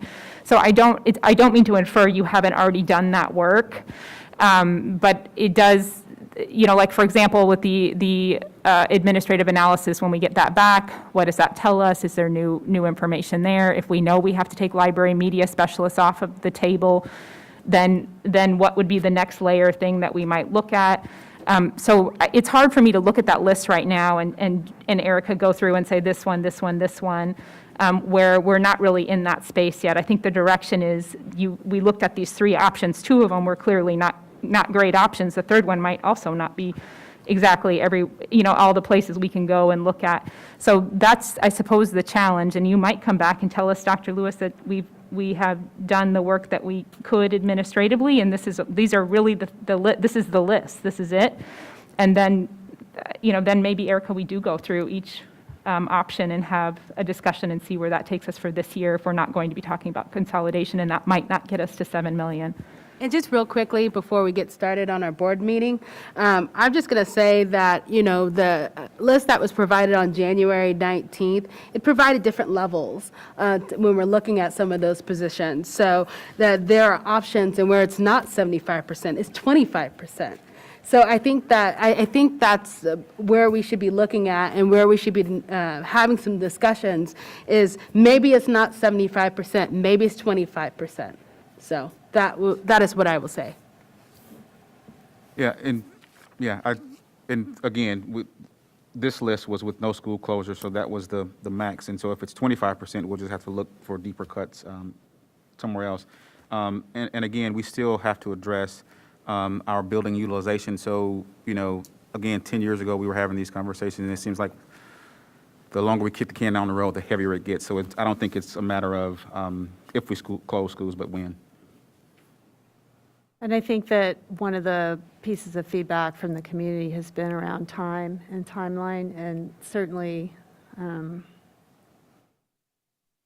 we now have time to really dig in to the operational piece of where do we go from here? Does that mean building closures? Does that mean building closures and boundary changes? Does that mean boundary changes? Some of the I think it's real interesting to look at our spending data and our free and reduced lunch data, and consider, for example, in our title spending and which schools are title schools, and really think about, are we structured in a way where we're sending our kids that makes the most sense educationally? There is literature out there that says that you probably shouldn't silo all of your high needs kids in buildings together. So does that mean that we need to be looking at boundary changes that change where people go at the middle or elementary level?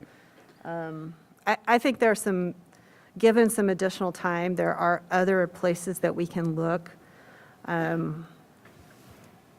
to think about this problem that may help us come to a better solution. And as an example, we did get we did get recommendations and suggestions from teachers that were different than the ones that came from BPAC.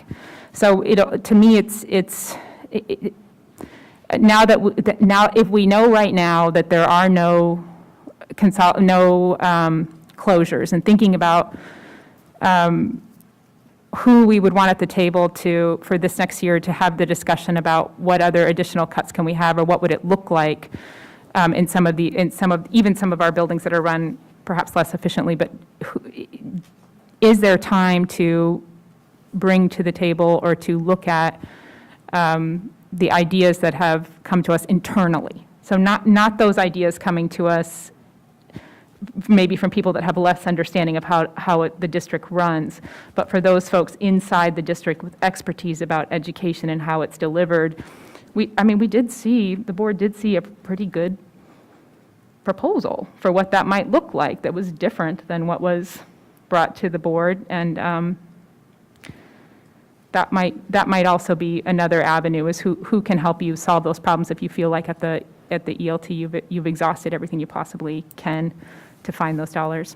And that proposal, by the way, did not get us to $7 million. So I understand the ask is heavy and hard, and I agree with you that we need to look at other avenues in the subsequent years. I do want to honor the folks that were on BPEC and those subcommittees. Those were the people that were internally that were working on this. I think what this time also allows us to do is, in addition to Montessori, look at some additional programs that may attract families to Lawrence, i.e. dual language, year-round school, things like that. Okay, we are past our time to start the board meeting, but I do want to summarize just to make sure that the district has clear direction from the board.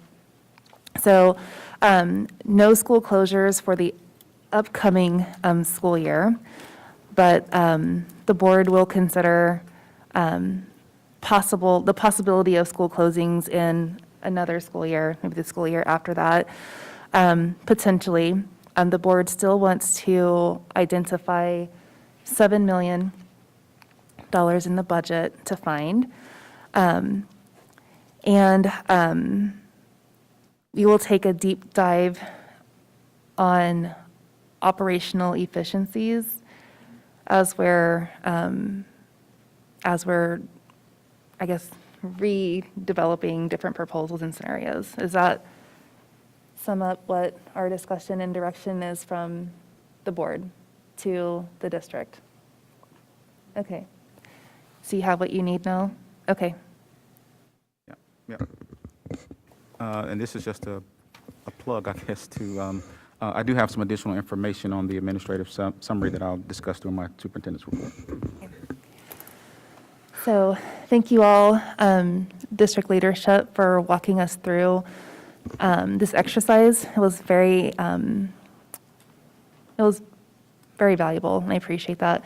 And the board for having this tough conversation.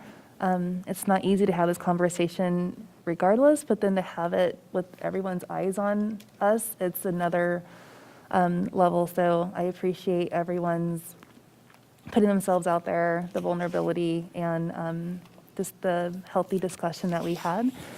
So we are 7 minutes past when we said we're going to start the board meeting. However, we are going to take a 5-minute break before we start.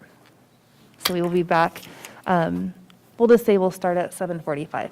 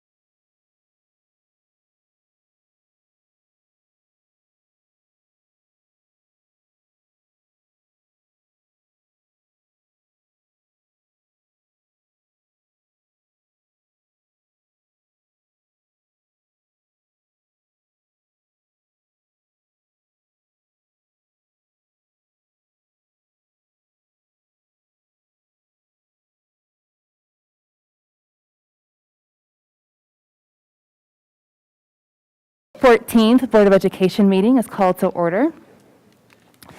For the safety of all those in attendance, the display of signs or banners will not be permitted.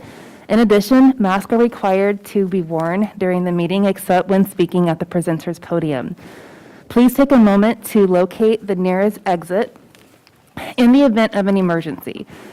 In the event of a tornado, you will notice designated areas highlighted on the maps located on the front and back walls.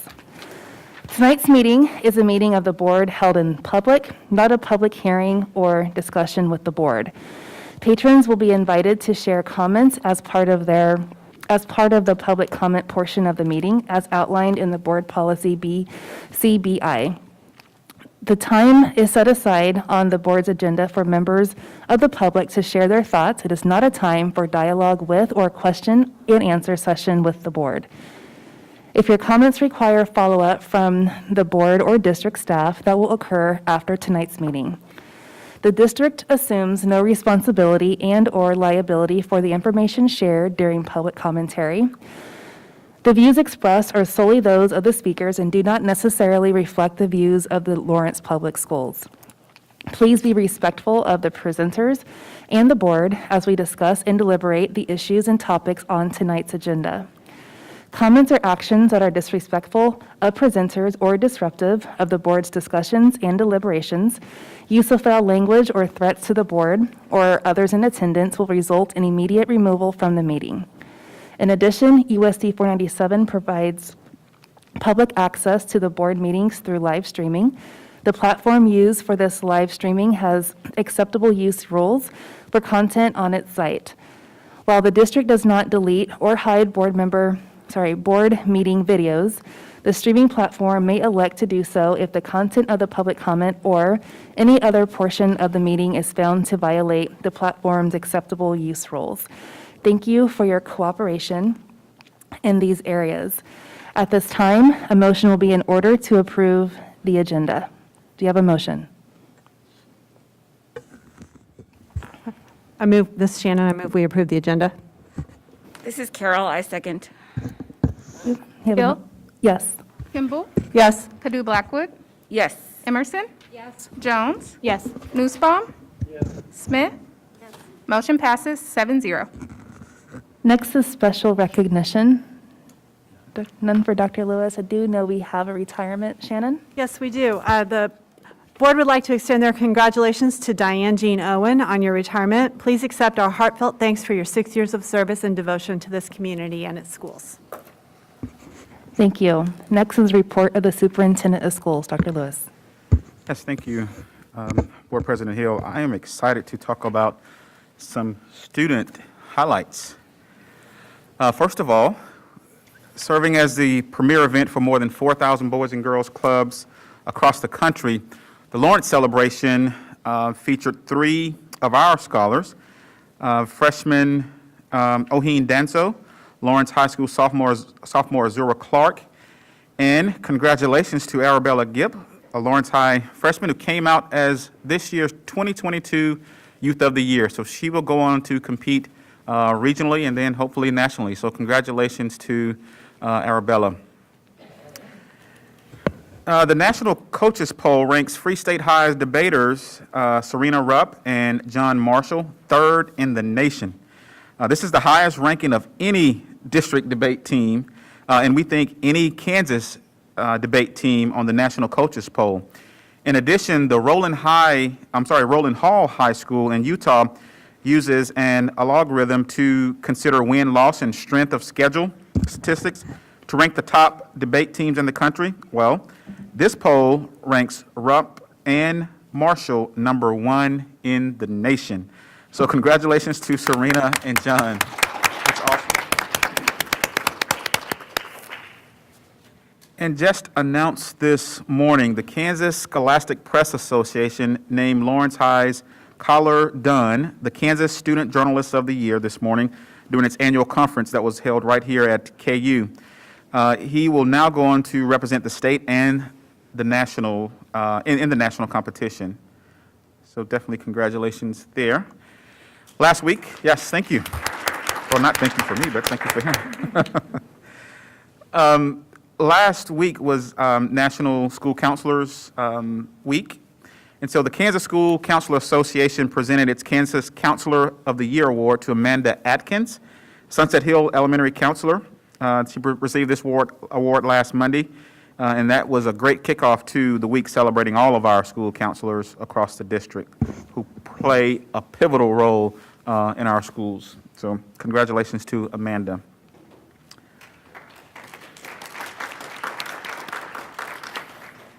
Midco and Invista Credit Union recognized Chef Camille Ecorn, our Lawrence College and Career Center and Academy Culinary Arts teacher, with its Educator of the Month award last week. And if you have not had any of her tasty goodies, I think the board, we've had a meeting out there a couple of times. Her and her scholars do an amazing job, and this is a huge honor for Chef Camille, who does a fabulous job at our Lawrence College and Career Center and Academy. And thanks to Board Member Kay Emerson for being present during this presentation. So congratulations to Chef Camille.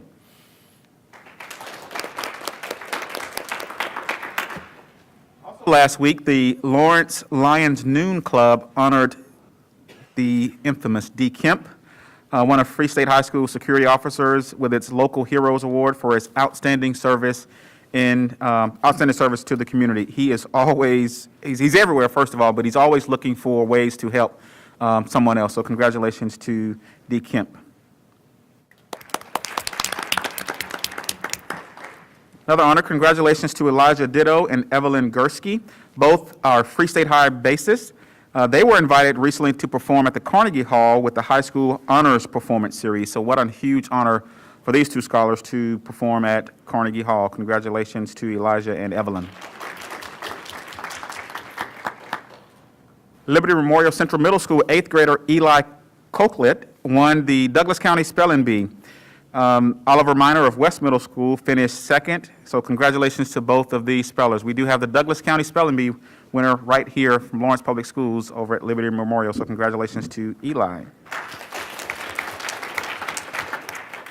Also, when our scholars leave us, they are still doing great things. We also learned last week that Free State High alumnus Max Lilich, I think that's his last name, is one of KU's 3 nominees for the prestigious Truman Scholarship.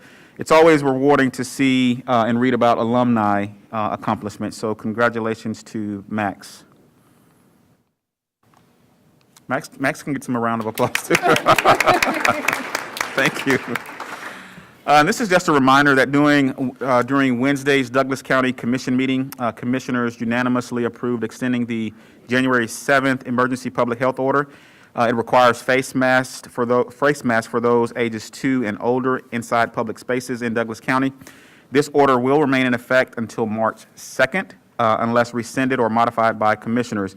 I will say we have seen, as you notice, we have seen the county's new case rate declining, and the same thing in terms of our reports in our schools. However, we're still in red. So with that, please stay vigilant with our prevention measures. And I wanted to provide, as I indicated earlier, I want to provide the board and the community an update on the administrative study. As you know, the board had asked for some comparisons in terms of some other district numbers, administrators, the count, as well as the salaries across districts that are similar size, as well as those neighboring districts that we tend to compete with for staff. And we previously shared some principal and superintendent salary comparisons from the Kansas State Department of Education. I want to share those again. Of the 18 large and neighboring districts, Lawrence is the 7th largest in Kansas. Average principal salaries in Lawrence in 2019-20 were ranked 13th after DeSoto, Topeka, Wichita, and Auburn-Washburn, and ranked 12th in 2020-21. Our principal salaries were higher than those in Garden City, Kansas City, Eudora, Manhattan, Baldwin City, and Derby. In terms of salary change from 2019 to 2021, our principal salaries had improved the least of the 12 districts whose principal salaries had increased. And this is hugely important as we continue to compete with other districts for administrators. And if we take a look at, of those same 18 districts, my salary in 2019-20 was ranked 7th, and in 2020-21, it was ranked 6th. And so in terms of superintendent salaries that had increased during that period, 8 superintendents saw a larger increase, and 9 either received a smaller increase or a decrease in salary. And those decreases in salary were new superintendents that had taken over after some longstanding superintendents. Kansas State Department of Education does not make other administrative salary comparisons because of the difficulty in comparing like positions. Different school districts have different administrative structures and titles, so comparing apples to apples is challenging. We typically compare apples to bananas almost. And so we have asked, as you know, the Kansas Association of School Boards to update some administrative comparison it had done for us a few years ago. So we are currently reviewing those now so we can make sure that we have accurate comparisons and more of an apples-to-apples comparison of like data. We will plan to definitely share that information as soon as it is verified.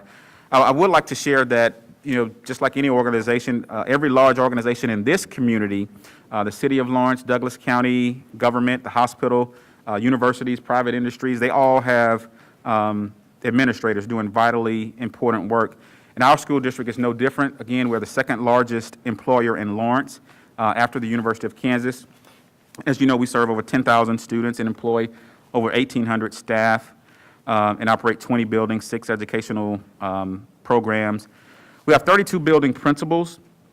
We only have vice principals or assistant principals in our secondary schools, middle and high, and each one of our middle schools have one assistant principal. Most middle schools you'll see have at least 2. So we have 32 building principals, 35 district administrators overseeing all of these services. And as it relates to my executive leadership team, we have 9 team members there. And together they oversee all aspects in terms of the board's mission, vision, the strategic plan from cohesive curriculum to student-centered learning. They supervise the academic and operations functions, finance, data, technology, custodial, maintenance, grounds, et cetera, et cetera. Now, we have seen and continue to see a lot of turnover in our administrative positions. Obviously, where's Samri? She's the most recent one, along with Kathy Johnson, who definitely has taken advantage of a well-deserved retirement. But I will say a lot of this turnover concerns me, and I know that the board members have expressed that concern as well. As a matter of fact, it was discussed in a previous evaluation. Now, the board's strategic plan has a focus on effective employees and attracting high-quality candidates of all employee groups, and this certainly does include our building and district leadership team. And so I also want to clear up some misconceptions or some confusion around the notion that there was, I don't remember, maybe a 3% or, it's there on the screen if you look at administration and support, from $13 million in 2019 to $15 million in 21-22. This came from the Budget at a Glance that's on our State Department of Education's website. And so this includes everything. It includes technology services. It also includes some capital funds that are here. And these capital funds can definitely skew these numbers as well. It includes central office staff. Those functions, and I'm going to impress Kathy and Cindy here, those functions, 2,300, 2,400, and 2,500. The functions of general administrative activities here at the district office, including secretaries, board clerks, staff relations, negotiation staff, directors. 2,400 includes school administration activities. Their secretaries, their bookkeepers, vice principals, department chairs. And then 2,500 includes central service activities to support other administrative and instructional functions, human resources, planning, administration, information technology. So if you look at that, and this is budget, and keep in mind we budget high, right? And so this is just the budget that includes everything. And Kathy or Cindy, let me know if I'm missing anything on this. What one should probably look at is the general fund. That includes just that, the general fund. And what you'll notice in the general fund, it decreased by 4% from 11.3 million to 10.6 million in administration and support. Again, this is available online. It's the budget at a glance. It's the Kansas State Department of Education's website, and it's also available on our district website as well. And then finally, the thought exchange about equity and the budget is open, as I mentioned earlier, through midnight, February 16th. I do want to clear up some misinformation that has been posted to this thought exchange, and this is like the third time that I heard it, so I want to clear it up, hopefully, and say this. I do not have any relatives working in this district. Let me say that again. I do not have any relatives working in this district. The board has a nepotism policy, and the district is in compliance with that policy. And, you know, as we think about some of the information that we're seeing, you know, our schools teach students to make sure that information is true and accurate before it is shared online. And so this will also be a good reminder for our adults as well. Thank you. Thank you, Dr. Lewis. Next is a report of the President of the Board of Education, and I will keep my remarks very, very brief. So again, like I mentioned previously, I do want to thank all the staff and community members that took a lot of time to go through the proposals. A lot of alternative recommendations and solutions were presented, and so I appreciate everyone bringing your enthusiasm and energy into that conversation. And I know I mentioned this last week. Since then, gotten probably hundreds of more emails, and so I do appreciate everyone who takes the time to email me. I know the board feels the same way. So if I haven't responded to you, please know that I read your emails. I have a running list of considerations that I've gotten from the community, and oftentimes I will ask those in my questions to district administration or in my comments. And so please know if you don't get a direct response from me, I will do that as time permits, but please know that I do take note of your suggestions. And I will end my report there. I know we have a lot of ground to cover this evening. Next, we have public comment. Do I have a board volunteer to read the policy? This is Carol. Public commentary pursuant to Board Policy BCBIA. The USD 497 Board of Education welcomes public comments and thanks you for taking time to talk to us about our policies and procedures. We set aside this time during our regular board meetings to hear from the public.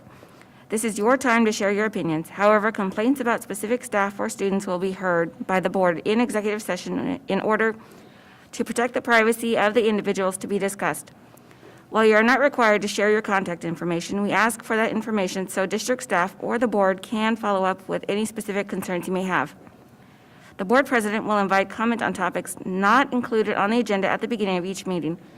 Comments relating to the agenda items are welcomed after the board has had the opportunity to discuss the topic. Please limit comments to 3 minutes. Thank you. Thank you, Carol.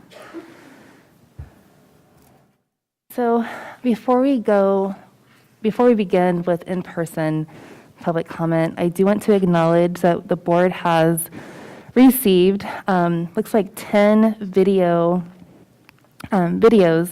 that were submitted. So I do want to acknowledge those. Kyle Cobb, the topic is Woodlawn Elementary third grade students. DJ Smith, experiences at New York Elementary. Shane McCall, Broken Arrow, Celebrate Our Schools. Tiffany Easley, Library Love. JC Robertson, 20,060 Rudy's. Macy Biasi, my apologies if I didn't say that correctly. Hillcrest Elementary parent. Mary Margaret Eisfelder, Woodlawn Elementary parent. Stephen Noble, Woodlawn Elementary parent. Linda Easom, concerned resident. Jerry Jost, concerned resident. And so I do want to speak to, we did make an exception to the video not really a policy, but we made an exception to allow video at our at board meeting 2 weeks ago. And that was an exception based on what was presented to us. And so we thought it was reasonable to make an exception to what, it was a deviation from what we normally do in our general practice. And so I do want to acknowledge that. That was a exception, and that's not the rule. And so, again, I wanted to acknowledge that. And the board has received the videos that were submitted for our, for us to read, for us to watch and view. So we will do that. First, we have Pastor Leo Barbie. Is Pastor Barbie here? Okay.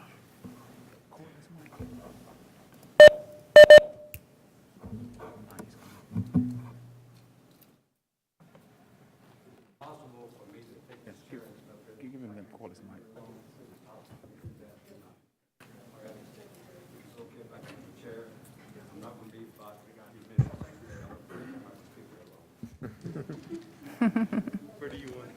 You want it right here? That'll be fine. Okay. That'll be fine. Thank you so much.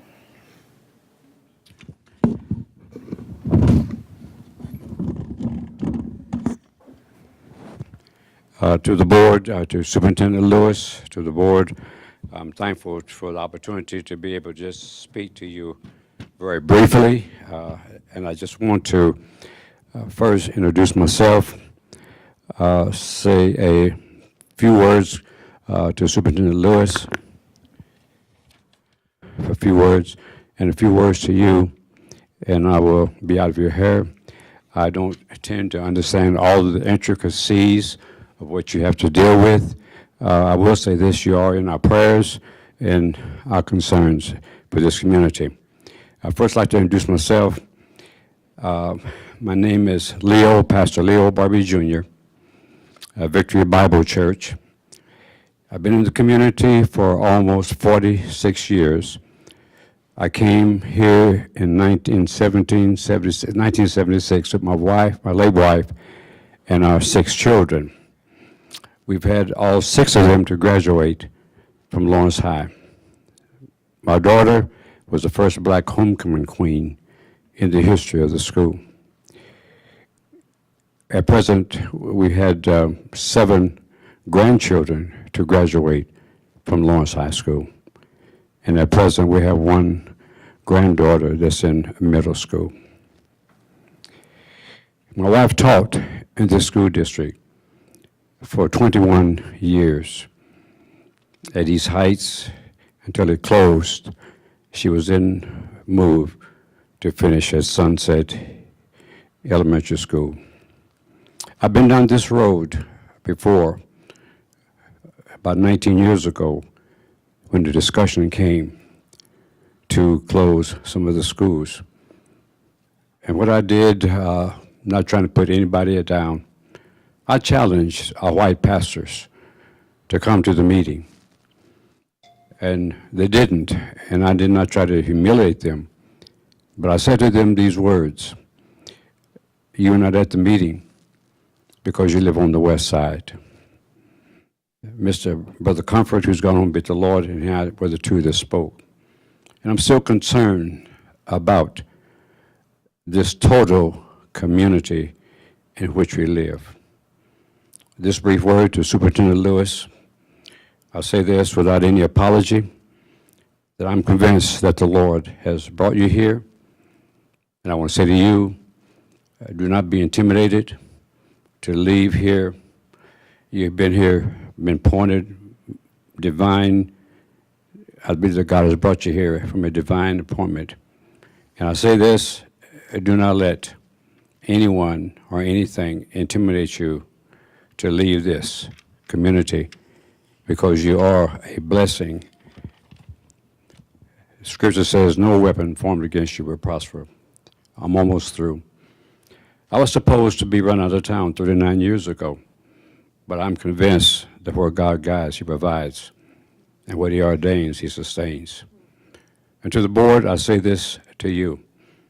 I've heard and I've read, don't know all the intricacies about you wanting to close some of the schools.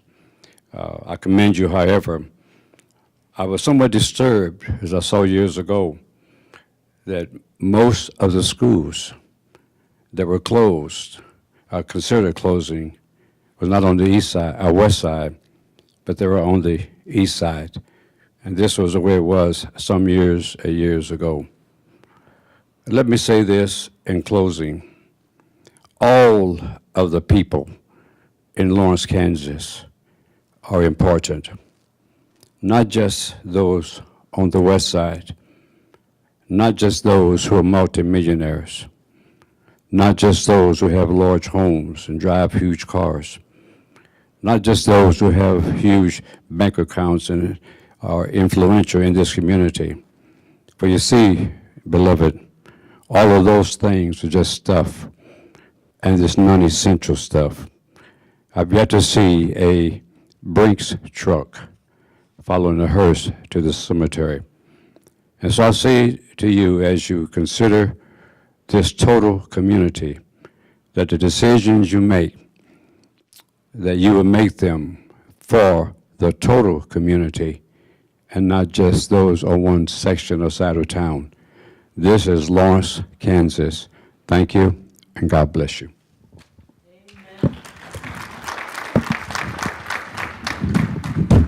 Thank you, Pastor Barbie. Next is Helen Valoria.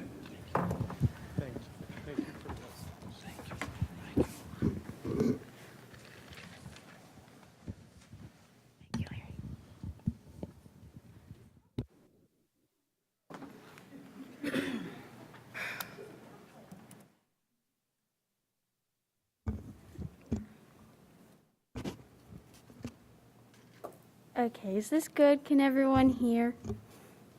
All right. My name's Helen Valoria. I'm a senior at Lawrence High School, and in about 3 months, I will become a former USD 497 student. I've had the privilege for the past 13 years to be a USD 497 student, all the way from kindergarten up until 12th grade, being a senior, which is why it is incredibly upsetting that on my way out, this has to occur. But I think that myself and everyone else in the community is done asking ourselves questions about how we got here, because we deserve answers and we deserve them from you. Upon looking at the proposals, specifically option 3 and all of the options that talk about cutting from 76 up to 117 full-time jobs, I was wondering if you could clarify what full-time employees we're exactly targeting here. Because the full-time employees that I know are the teachers who are balancing extra classes and empty classrooms because there's severe understaffing. The full-time employees that I know is the custodial staff that is working overtime and well above their pay grade to try and keep our school clean in the midst of a pandemic. The full-time staff that I know are people who are dedicated and working to improve our schools and our students. It's not the people that are currently trying to make the decisions for us on how to keep our own livelihood. During this decision, you're not empowering future-ready learners when you close schools and lay off people, because you're leaving students and parents to contend with a district that deems that their struggles aren't worthy enough to equate to that $6 million price tag. Like the previous speaker, I'm worried that upon this decision, you're setting up Lawrence to be divided, in which schools on the east side and the people there were deemed expendable. They were deemed not enough. They were deemed that they weren't enough to equate to budget cuts. When you're making these budget cuts, keep in mind that some of us will not be able to afford tutors to fill in the gaps in learning. Some of us will not be able to move to a new district. And some of us will not be able to afford new priced lunches. This isn't so much of a question as budget cuts as it is a question of your priorities and your leadership. You're asking teachers, custodians, students, and families to sacrifice their livelihoods to make your budget. But nowhere in your budget proposals does it say that you, as leaders of our district, are willing to make that sacrifice yourself. Leaders sacrifice for the good of the many. Leaders lead their battles from the front. They don't watch us suffer as a consequence of their decisions. which is why I have to ask you if you, as USD 497, are going to lead us from the front. Thank you. Carl Burris.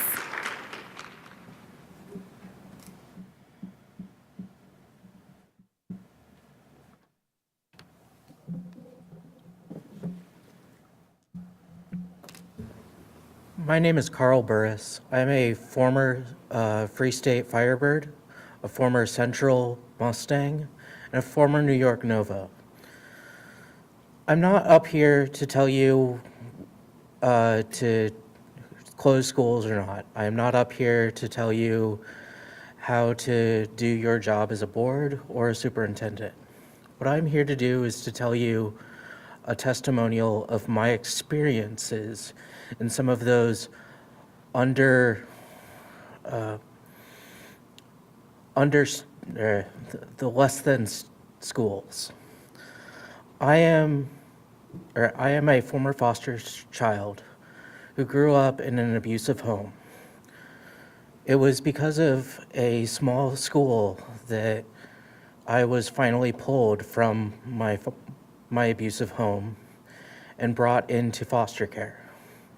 It was also due to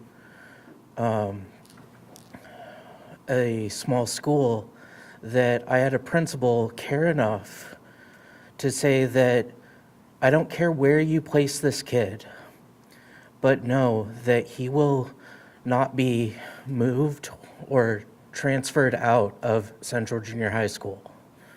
I spent my formative years, 13 to 15, in foster care, and it was with the help of a small school that I was able to survive that. It was with wonderful teachers that I was able to get through that. I'm not here to tell you how to do or how to make this decision. I'm just here to tell you what this decision can change.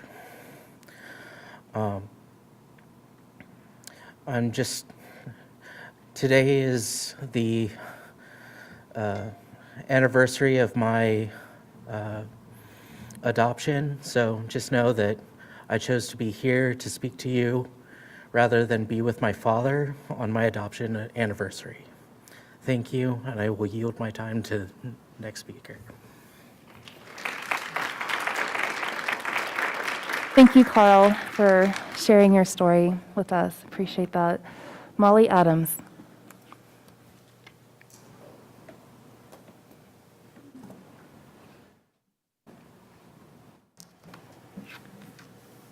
Hi.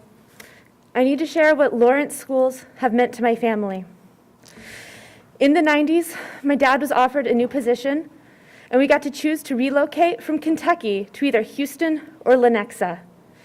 My parents researched all the surrounding suburbs and towns outside the two cities and chose Lawrence for our family. The primary criteria for this decision was the quality of the special education program. My little brother, Timmy Adams, had Down syndrome and autism. Back then, he was considered low functioning, but now we'd say he required level 3 support and had a comorbid intellectual disability. Our school in Kentucky isolated Timmy in a windowless room and treated him like he was incapable of thought. A direct quote from an aide that will always haunt me is, "Finish? No finish? Want to look at book?" We left Kentucky and moved directly across the street from Prairie Park Elementary, and Timmy was integrated into the regular classroom for the first time in his life. He had paras who created unique systems to work with him as an individual, and they treated him like he was a person.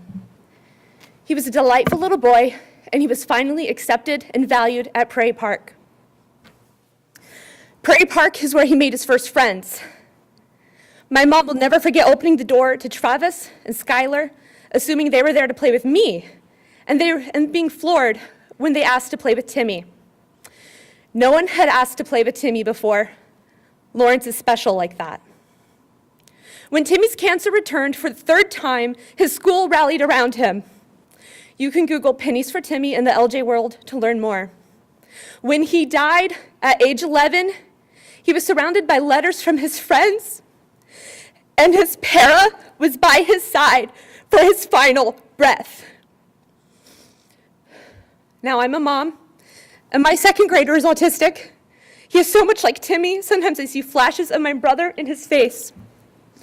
What an amazing surprise when I found out one of my brother's paras was helping my son at Broken Arrow.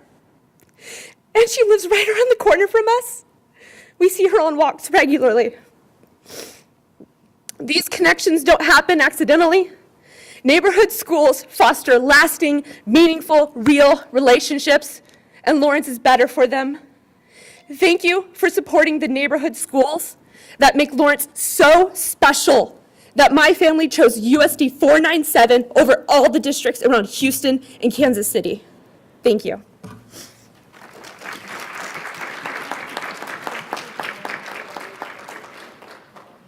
Next is Kaylin McCall.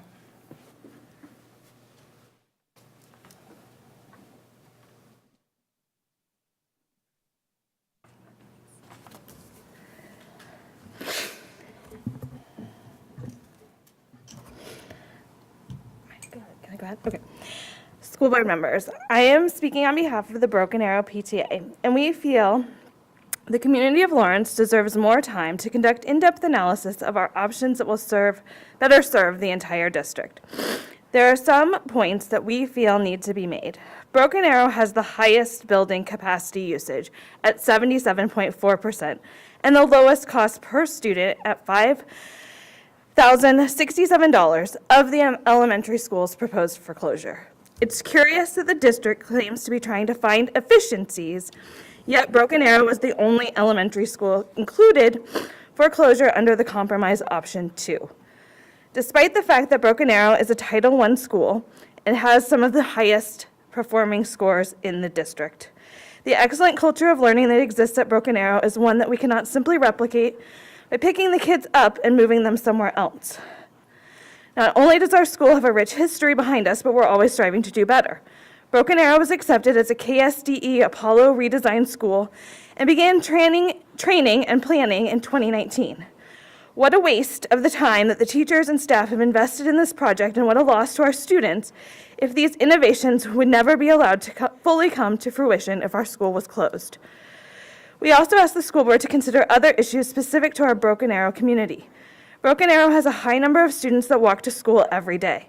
Many families choose our neighborhood to purchase a house specifically for the walkability to a grade school, middle school, and high school.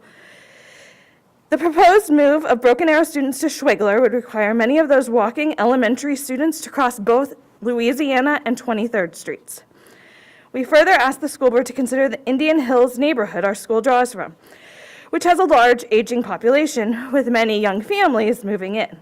We asked the school board to consider that living on the south side of town, close to the K-10 connector, with new construction occurring regularly, means new students to our school as the city expands southward. We believe it's short-sighted not to consider the town will experience this growth, and the positioning of our school as a grade school is optimal to encourage families to invest in our district. There's also fear that those who choose to live on the edge of town so they can commute to work would move elsewhere and enroll their kids elsewhere if there's no longer the draw of our school. We asked the board to consider the hardship of the rural population. The district has already decided once that the school those families attended was expendable, with the closure of Wakarusa Valley Elementary in 2012. As an alternative to closing schools, we asked the board to adopt one of the proposals presented that would adjust the thresholds for next school year. Multi-age learning is already something we have implemented daily at Broken Arrow with great success. We have come to the board as concerned parents, community members, and we ask above all that you consider the long-term implications of your work, not simply the short-term budget relief the district is seeking, and we appreciate your service and your time.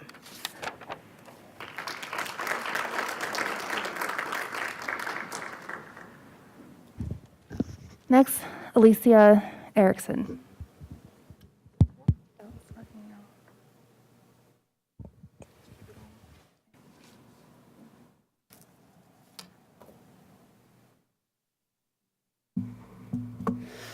Hello, my name is Alicia Erickson, and I appreciate your time. I'd like to take a moment to thank you, the board, for listening to us and for recognizing that we do need more time. We recognize that there are hard decisions and hard discussions, and our work as a community must extend beyond tonight. Save Our Schools 497 calls on the board to create a formalized process for closing schools, which will include more input from stakeholders and additional time for thoughtful decision-making. Our best practices show that the process must be open and transparent and allow at least 12 months for making well-reasoned and deliberate choices. That the process should draw from a cross-section of community members that is representative of the district's demographics. In evaluating school closures, the process must look beyond declining enrollment and consider the condition of the school's facilities, operating costs, capacity, special program facilities, environmental factors, ethnic and economic balance, transportation, neighborhoods, aesthetics, and the value of the building. We also call on the board to establish a formal process that allows the committee to submit budget savings or revenue gathering ideas to the board, which will then be evaluated as part of the budgeting process. Each board member, as representatives of the community, should be empowered to direct the district administration to consider specific budget options and for the district to provide these options openly as a part of the formal budget process. SOS 497 is concerned by the lack of community input built into this budgeting process and believes it sets up a system where the feedback is given in a closed loop and does not allow for a full slate of options to be considered. Save Our Schools is coming to the board and district in a spirit of partnership. As parents, community members, and taxpayers, we are deeply committed to creating an environment where schools not only survive, but thrive. We want to have the deeper conversation, fully analyze the data, and ask the hard questions so that we can all find long-term solutions that will situate all of the students to succeed. We promise that if you provide us the time and space to have these conversations, we will come to the table, engage, and work together. Thank you very much.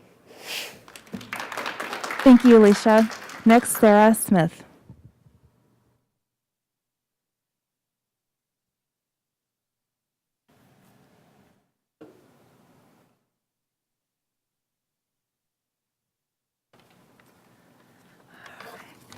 You guys hear me okay? I'm Sarah Smith. I'm a mom of 4, 2 at New York, 2 at Central. But I want to talk about my son Micah today. He's 10. Micah has had behavioral problems, low frustration tolerance, and aggressive outbursts for as long as I can remember. He's been in therapy since toddlerhood and was able to graduate from therapy at about age 8. But throughout that therapy process, he was diagnosed with ODD, which is oppositional defiance disorder. He also presents with symptoms of ADHD and anxiety. Long story short, he has a very, very, very short fuse. He was able to graduate from therapy due to the diligent work of his therapist, but more importantly, and arguably, they put probably more work into it, are his teachers, his counselors, his RAPS worker, the principal at New York, and the other staff that is at New York currently. It was a lot of hard work to get to where we are, and the New York teachers and staff have stood behind him, worked with us and his therapist, and created a safety plan for him. These teachers in that building are his safe space. He's currently in the 4th grade with Sarah Edmonds, an amazing educator. Sarah is compassionate, hardworking, patient, and kind to him, and Micah does not always make that easy. Samantha Saltz, who is here today, his former 1st grade teacher, and her classroom are the safe space he escapes to when he needs to decompress and get away from his peers. She is the trusted adult he seeks out first when things get overwhelming for him. Shane Hyman, his 3rd grade teacher, is there to lend an ear to him and all of his other students always. Shane led Micah's 3rd grade class through the unprecedented pandemic and remote learning with grace, kindness, and humor. Sunny Halstead, our principal, is equally amazing. She has attended all of our parent-teacher meetings with us and has helped us strategize and maintain Micah's 504 plan. Then there are the counselors, Summer Francis, RAPS worker, Mr. Michael, who are always ready to meet with Micah should he need a little bit of extra encouragement. This team of teachers and staff, they are in Micah's corner. They want to see him succeed academically, but also emotionally. The effects of a school closure such as this would be devastating to children like him. And thank you for your time. Sarah. Next is Samantha Saltz and Carrie Davis.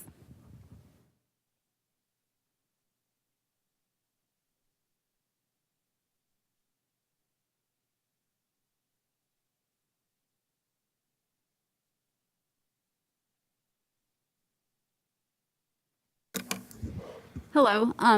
We all come down to the schools in a variety of paths, and the school board, I know, can be kind of treated one-dimensionally when we're in positions like this, but they also have a lot of paths that they walk down. And my path tonight comes as a teacher. I've been in this district long enough to know that we are an innovative, creative group, and we are not going to really be able to start working until we all know that it's a team effort, all students, one team. And I just want to come and say to you, first of all the time and energy that you have put into listening to communities' input, and the work that you did tonight in the session and the hard conversations are just starting, because we still have a budget. But the teachers that I have worked with, we have really creative solutions on how we can make not just cuts, but savings, and make our whole structure be a better place. And I'll just say this, when we started fall convocation, we learned that we're going to be rebuilding and renewing and restoring, and I think that this budget, it's going to bring out some solutions that are going to allow us to really do that. I agree with all of that, and I would just like to add that we can make anything possible. It's just realigning our priorities and deciding what it is that we represent and what we stand for. There are thousands of ideas out there that I have seen about ways to make this happen, and I think when we allow that to happen, when we think differently, we can really change for the better. I think about this situation that we're in is horrible. None of us want to be here. I can't think of one person who wants to be sitting here having this conversation. But we can come out stronger if we prioritize. We can come out stronger if we work together. And this idea that there aren't other options, it's false. We can make it happen. I know we can. And we're willing to put in the work. I think every teacher here, we heard, there's 85% of us who solve problems for a living. Let us solve some.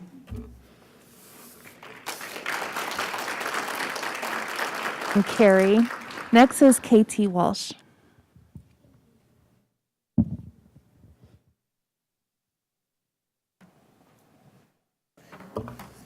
Good evening. My name's KT Walsh. I live in East Lawrence. The two women that just spoke are part of the New York School Site Council, and they submitted a document to you, I believe this week. It's brilliant, and with all kinds of suggestions and tactics to solve this problem. So I would urge everyone to look at that. I just want to say, in terms of housekeeping, could we get rid of the acronyms? I know it's hard, I know it's a pain in the neck, but whenever you say BPOC and ACL, yada, yada, a lot of us don't know what you're talking about. And it creates an inclusive, exclusive, it keeps people from participating. So thank you. And I was really encouraged when there were tears tonight from a school board member, and there was a little bit of sharpness. These are the frank, hard discussions we need to have.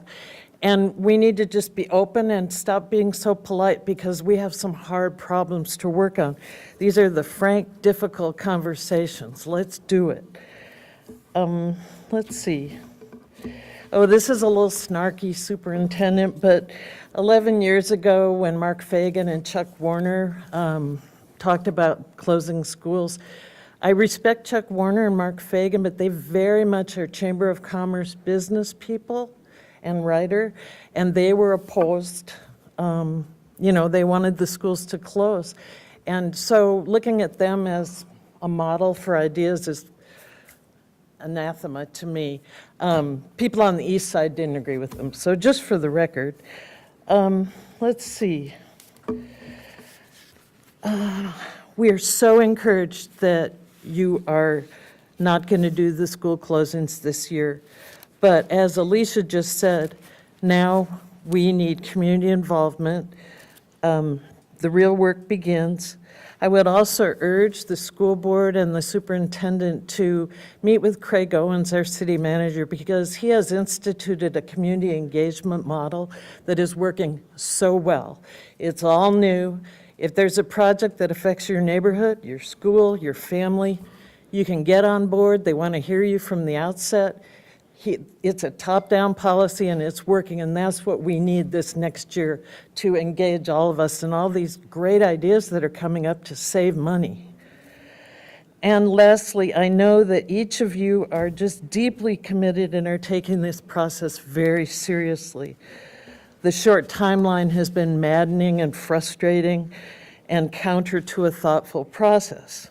So now I am really relieved that we have a bit more time. And also, we need to hold up the energy. People need to keep coming to meetings, rallying. We all have to work. We can't stay home. Thank you. Next is Rebecca Zarazan Dunn.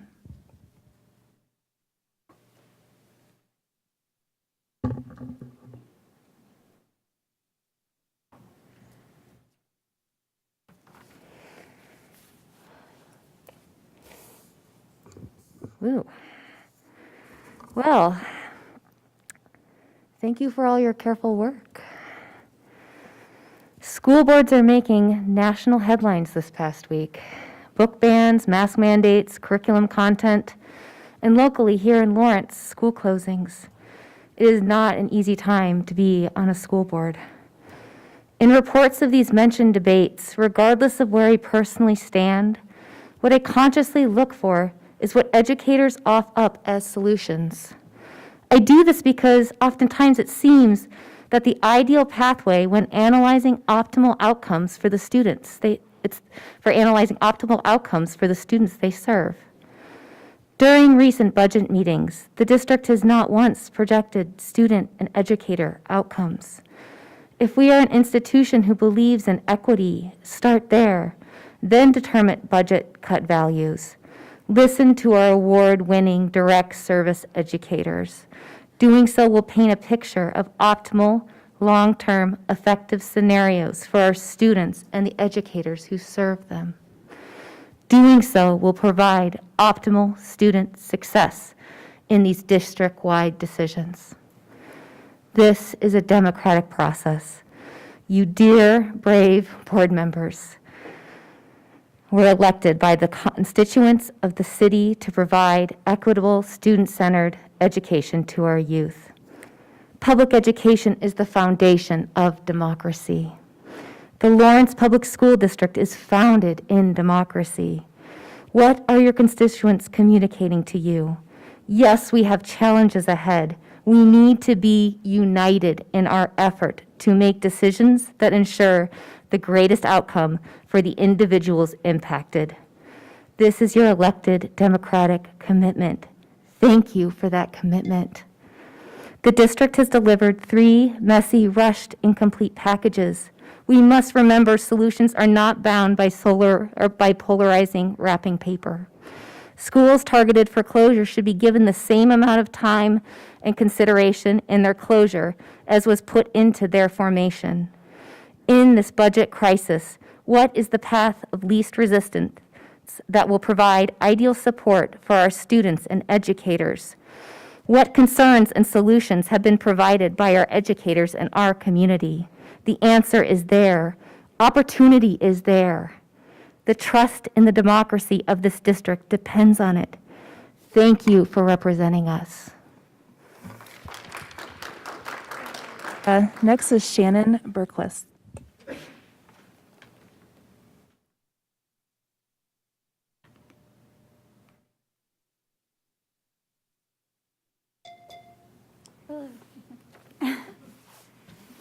I got 1 second. I'm done. Okay, we good? All right. So this is a letter that I wrote, and this is the original version. It's to Kennedy Elementary School. Dear Kennedy Elementary School community, this apology is long overdue, and it should not have taken the threat of more school closures for us to realize as much. We should have taken notice when the school district began to whisper Kennedy.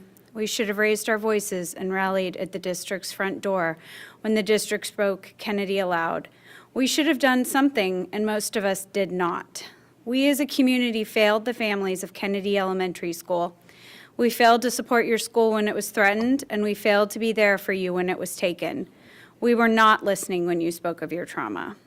We know now that what we did was wrong, and while we cannot turn back the clock and fix what was irreversibly broken, we will not stand by silently while the threat of more school closures loom. We commit as a group of parents, educators, and community members to stand up now and in the future for our school communities. If someday soon we find our own schools safe, we will not take for granted that they will remain so, and we will look to protect all schools in Lawrence.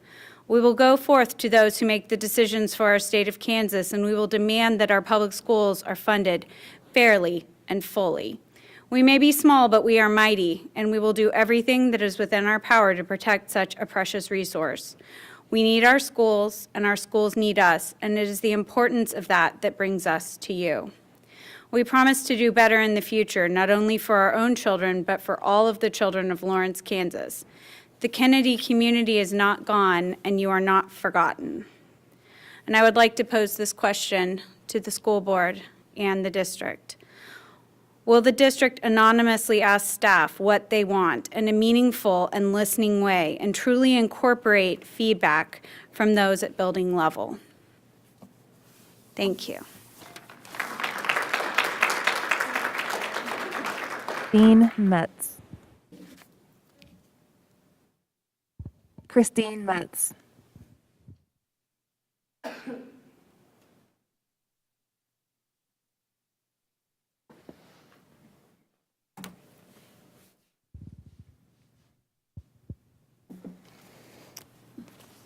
Good evening. I'm Christine Metz Howard, and my daughter goes to Hillcrest. From the start of the school closing process, we have talked a lot about data and numbers, and while that's important for me, what was keeping me up at night, and that's literal, was the thought of having to tell my daughter yet again that she'd be losing something she holds dear. Over the past 2 years, our children have lost so much: first days of school, birthday parties, play dates, sports competitions, celebration of important milestones, and time with relatives. Some families have lost jobs, housing, and access to food. Many have lost loved ones. And now we are looking at the prospect of telling them they will lose their schools as well, which for many are a space of stability and safety, one of friendship and joy and laughter and learning. So much learning. I think most of us here today know of the exacting toll the pandemic has wrought on our children's mental health. If we haven't witnessed it personally, there are plenty of reports to confirm it. In October, the American Academy of Pediatrics, the American Academy of Children and Adolescent Psychiatry, and the Children's Hospital Association joined together to declare a national emergency in youth mental health. In December, the U.S. Surgeon General warned that young people are facing devastating mental health effects. The report showed that 25% of youth experience depressive symptoms and 20% anxiety symptoms. And most alarming, in early 2021, emergency room visits in the U.S. for suspected suicide attempts were 51% higher for adolescent girls. Now, couple that with what we know to be true when schools close. Studies have found that for students, school closures damage their friendship and other relationships, that there are stereotyped at new schools and have higher rates of absenteeism. In Eve Ewing's book, Ghost in the Schoolyard, about Chicago's massive school closing in 2013, she coined the phrase institutional mourning and noted that people mourn the loss of an institution the way they would mourn a person. The grief that communities feel when schools close is real, and it must be accounted for in the decision-making process. As part of this process, we must be reassured that support will be in place for students who move schools, which was a serious concern, as the light item in one budget proposal showed that the options to form a mega school, if Billy Mills combines with Liberty Memorial, there would be 0 mental health support professionals. I am confident that the pandemic will result in one of the most resilient and adaptive generations this country has ever seen. But at what point have we asked too much of our children? We cannot proceed with these decisions without first considering the real and costly impacts of our students, teacher, and staff's mental health. Thank you for your time. Thank you, Christine. Next is Emily Bodeker. Sure, I mispronounced your name. My apologies. I have to give you something at the end. I promise it's very sweet. Okay. I'm going to take this down just so I can talk loud enough. Good evening. Hello, my name is Emily Bodeker, and I'm a teacher at Woodlawn and Cordley Elementary Schools. One of my jobs as a teacher is to highlight and amplify student voices whenever necessary. Because of this, I'm going to spend the rest of my allotted time playing audio from a video that was originally going to be shown during public commentary tonight. I know you said you received these videos. These student voices need to be public. They wanted them to be so and on the record. I want to ensure that you and the others in attendance here hear from students tonight. Thank you, Helen, for being here. Especially considering this late hour, perhaps we need to look at the rules regarding patron commentary, especially when we want our students to have voices. Their classroom teachers recorded this video while they were completing a unit on persuasive writing and a unit on community and social studies. Their essential question was, why is it important to participate in your community? Moving forward, I implore you to think about the qualitative data these students present when talking about their schools and the teachers who care for them. The first question is, what's one word to describe Woodlawn?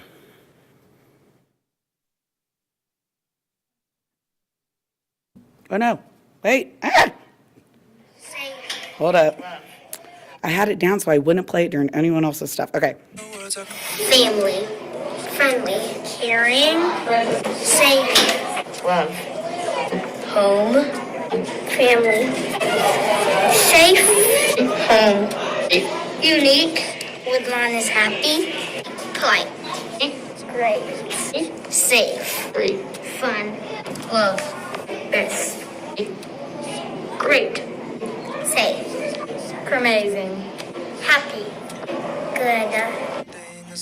What's one thing you love about Woodlawn? I love how the teachers know my story. I love the size of this. I love all the teachers and students. I love all the teachers. My teacher. I love being with my friends. I love my playground. I get to grow my brain. I love seeing my friends and teachers. I trust everybody. I love school because my teacher, because she teaches me stuff that I didn't know before. Playground. It fits us all perfectly. The staff. Teachers. Recess. Great neighborhood. Specials. Everyone is nice. Music. The teachers. What's one reason to save Woodlawn, which I thank you for doing? Woodlawn, it's my home. We spend most of our time here. We would miss the community. The community is great.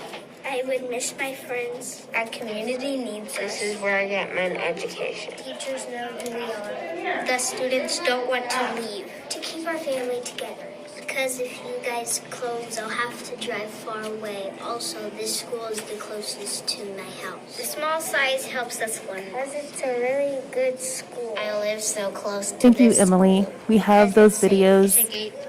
We appreciate the opportunity to hear from the students. Thank you. Next, we have Ashton Martin.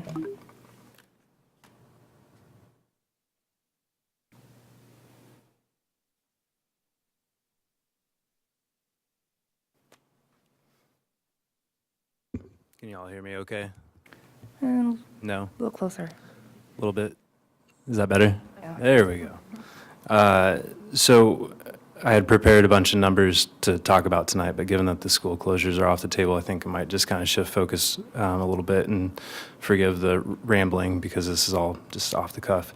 First of all, say thank you to the board for listening to the public and hearing our request for more time. I think that it's greatly appreciated, and we appreciate you hearing us. Related to receiving feedback, I think that it was pointed out at a previous meeting that there's some of us that are privileged enough to have this opportunity to speak with members of the board or speak at committees or engage in committees. When we're contemplating community engagement, I think it would be important to consider the digital barriers that exist with regard to thought exchange and how that may prevent some of our community members from actually engaging in the process and providing feedback.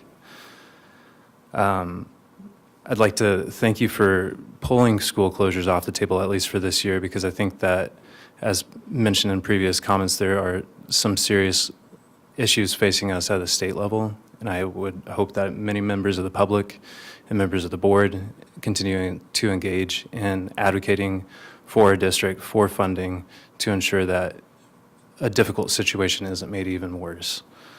I think that I also want to recognize that, at least speaking for me personally, I hear the board in the need to attract good talent for our teachers and to pay them adequately, because as so many of the stories have been shared tonight, a lot of it is about the teachers. And so I do hear that. And another topic that, I would maybe briefly want to talk on is innovation and how we can not only consider cost-saving measures, but how we can innovate and bring in potential additional revenue or savings. So whether it's Montessori, whether it's STEAM, whether it's Dallas did, a recruitment to bring kids back after the pandemic.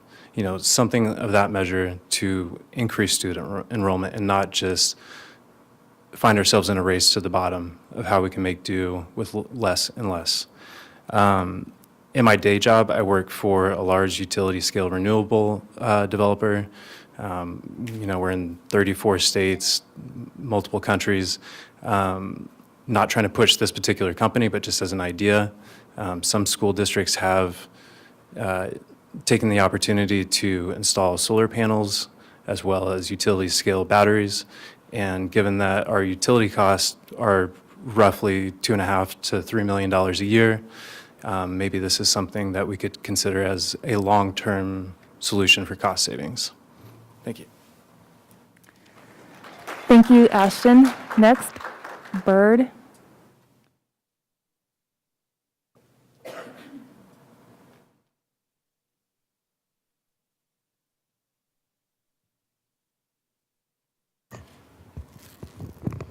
Okay, no closures for now. The community has demonstrated its will. A message to those at the top of the pay scale for 497. Let us ensure that it is not those who have the least that lose the most. Let us not apply the usual cost of doing business to this business, the business of our schools, which is a public service funded by us, meant to serve us. I ask that as you streamline and downsize and consider what to consider in savings, be it a school, a program, a staff member, I ask that you look to your own job, to your own place of work, and ask yourself what can be sacrificed there. We all make sacrifices for our kids, and these kids that you have been entrusted to serve, they are your kids too. This is an informal list of the topics I've been hearing raised most often from our community. Listed in order of frequency, I hear them. Administration, not the in-school administration, but the top level. The fancy digs, the perks, the poor communication with in-school staff, the inefficiencies, the lack of transparency, and comprehensive data. Number 2, more time. Number 3, raises for classified staff. Number 4, too much money tied up in underused buildings and building maintenance. Number 5, transportation to school. Number 6, high school football. As American as corporate tax breaks. How many coaches do we have? I hear that question a lot. Okay. Number 7, compliance with IEP laws. Number 8, technology expense. When I was at Hillcrest, it was a really big deal when we got a computer lab with 2 computers. I would venture Bill Gates' grade school had less, and he managed. Yes, our high school students should graduate to a level playing field, but for our younger students, let's prioritize the fundamentals of education. Technology is a tool which can be mastered in time. School board and administration, consider these concerned citizens allies. We are happy to speak up in advocacy of getting the money directed where it is needed most at city, state, and federal levels. Share with us how best to do that. Save our schools 497 at gmail.com.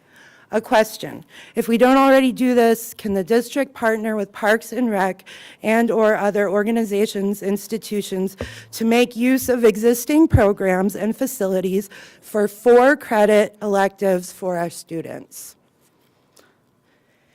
Without Woodlawn, North Lawrence will be a ghost town. We don't even have a grocery store. I had like 3 extra seconds to say that. Thank you so much. Bird. Next is Erica Hunter.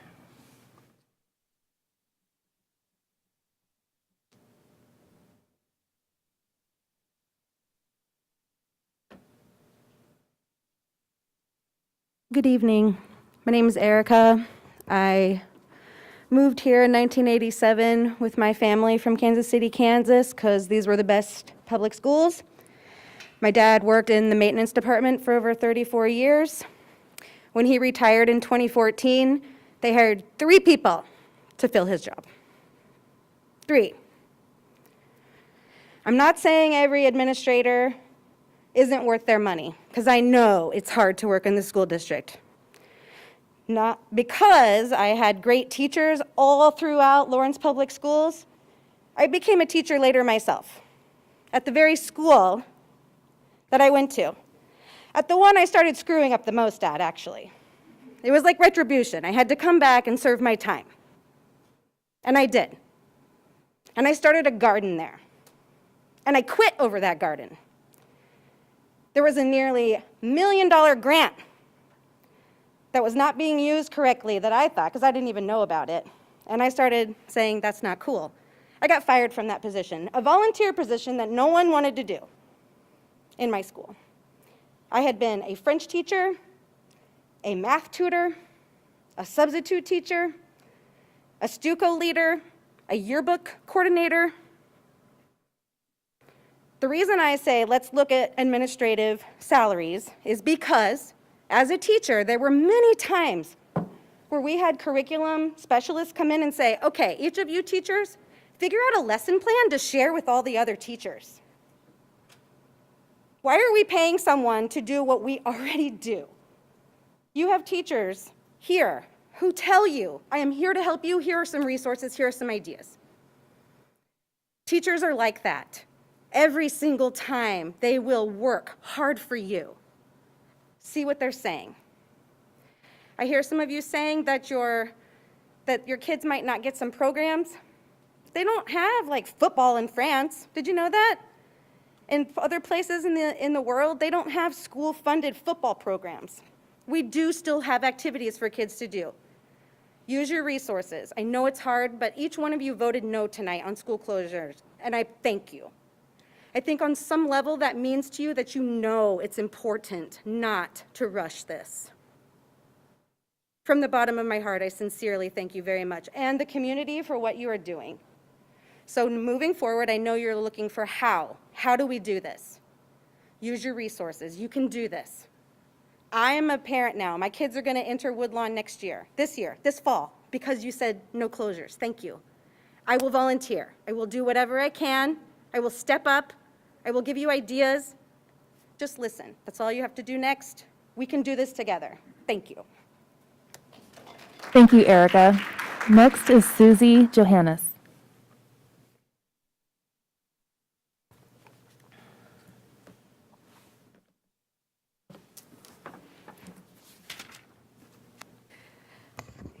Hello, my name is Susie Johannes, she, her, hers. My child is a Woodlawn student. I first want to thank the school board, the students, teachers, staff in our schools, and the school district. I am truly appreciative of the time and the brain power that's been expended to help solve this crisis. I really want to express my gratitude. And I appreciate your patience and communication in helping us all learn how we got here and the intricacies around public education finance and the decisions that were made in the past. I really am trying to stay open to what this could mean and challenge my own assumptions and try not to think about us versus them or anything like that. So with that, I want to humbly offer the following. I'm here to talk about transportation. I don't know how it is possible to know what the equity impact will be to access and meaningful participation without knowing what transportation will be provided if schools are closed. As someone in the equity analysis meeting said, we are only seeing part of the picture with the savings projected. We need to know what busing will be provided and what the costs will be. I also know that transportation isn't experienced the same way by all students. Transportation decides how early a child has to wake up, how much sleep they get, how far they have to walk before they get breakfast if they depend on breakfast at the school. Students who don't have transportation are less able to participate in after-school activities. At a minimum, we need to understand if all students can get to school. Various Walk in Their Shoes events were held in the past weeks. The results of these walks are posted on the Save Our Schools website. It included 0-day temperatures. It included 60-degree day temperatures, 1.5 mile or more walks, 30 to 45-minute walks with lots of heavy traffic and unmarked crosswalks. We have kids who get themselves ready and walk themselves to school by themselves. I know that's not unique, but that's what we have. We have a fairly comprehensive accident map along routes that have included in the board packets. So just wanting to say it's unrealistic to expect students to walk 2.5 miles to their new relocated schools. We want the board to commit to being transparent about what busing will be provided and provide transportation when there's significant hazards and obstacles to walking to school. All proposals showing the cost savings must be accompanied by the amount the proposed savings would be decreased with additional busing costs. For example, the group calculated the cost of the Liberty Memorial Consolidation would decrease, the savings would decrease by $80,000. Given I can send you the formula, sorry. I just heard about this a month ago. I really appreciate more time. I want to work as hard as I can to get every student enrolled in our schools and to pay our talented staff. Thank you very much. Thank you, Susie. Next, we're going to switch to virtual. We're ready to go for virtual. We're good? Okay. Jenny Gorup? Go ahead, Jenny. Hello, can I be heard? We can hear you. Go ahead. Jenny, can you hear us? I'm Jenny Gorup. I've worked in the school district for 22 years, 6 at Sunflower as a teacher, and for the last 16 as a librarian at Quail Run. Last year, I was the elementary teacher of the year, and as such, this fall, I applied as representative of our district to be the Kansas Teacher of the Year. The application asks that if I was selected as Teacher of the Year, what would my message be? I wrote about how a strong library program with a certified librarian is an essential part of every school. Little did I know that only months later, I would need that message to defend our program. Tonight, you're going to hear a multitude of heartfelt reasons why cuts shouldn't be made, but this isn't a discussion about who has bigger feelings or who cares more. There's tough choices that must be made, and what it comes down to is what is the impact on our students. Data from 34 statewide studies shows that a strong library program has a direct correlation to student achievement, including better test scores and higher graduation rates. Currently, the 12 elementary librarians provide 214 extra plan time lessons a week to classroom teachers. Without librarians, who would provide coverage for the 9,630 minutes a week that's given to teachers as part of the negotiated agreement? All students and staff in our district have devices. Librarians provide tech support at every building when district techs aren't available. Recently, 9 of the librarians tracked how many issues they resolved over the course of 4 days. It was 104 issues. All librarians are required by state certified teachers. If we're restructured out of our jobs, the savings listed in the budget committee proposal is not accurate. We librarians would be displaced into classrooms, displacing first-year teachers who would likely be pink-slipped out of their jobs. As librarians, we don't just check out books. We teach digital citizenship lessons, research and technology integration lessons as well. In an age where there's more information readily available to our kids, they need the skills to find accurate information, to be able to discern credible sources, and identify biases in information. We manage a district-wide collection of over 200,000 books. We're responsible for selecting, ordering, processing, maintaining, and circulating these resources. We know access to these resources provides our students both mirrors of themselves and windows to experiences beyond their own. We see across the country access to books running into opposition everywhere. We need librarians knowledgeable not only about our books, but our readers' rights, supporting our teachers and our kids. The suggestion that when we're restructured out of our jobs that we'll be replaced by volunteers would be something that my longtime parent and community volunteers would tell you is not possible. Though we circulate hundreds of books a week, checkout's only a fraction of what constitutes our real library programs. We're one of a handful of staff members in each building that works with every single student. Libraries are a safe space for so many of them. I'd ask you to consider what the cost of cutting libraries is to those students. Thank you for your time. Thank you, Jenny. Next is Justin Spies.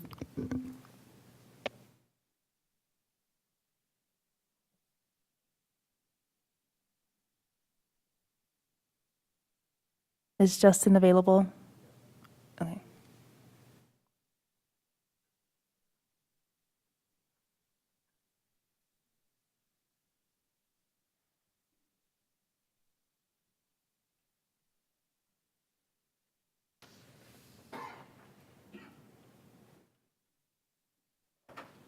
Justin?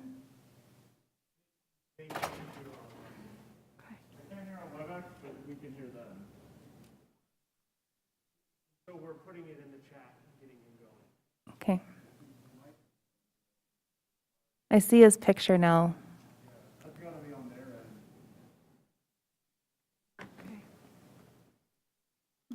We can't hear Justin.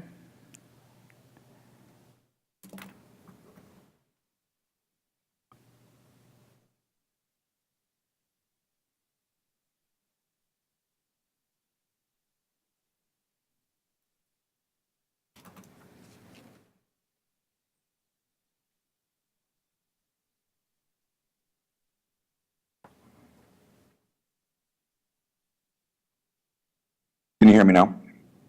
Yes. You can start his time over. Can I have my 3 minutes start over, please? I just said that. Please go.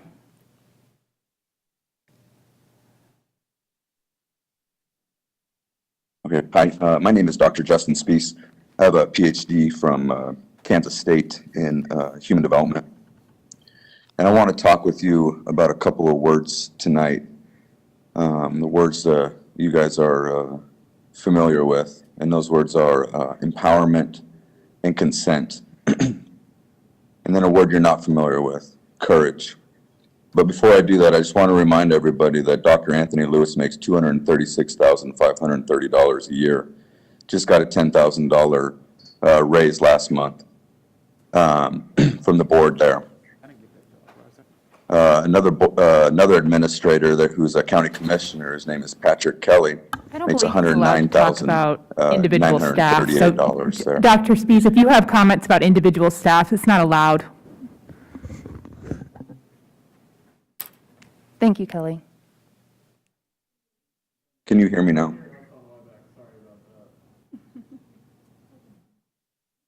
Can he hear us? He can't hear you guys on WebEx. We'd have to start the WebEx in the meeting, and we haven't done that. Can you text him that he cannot say? You don't hear me now?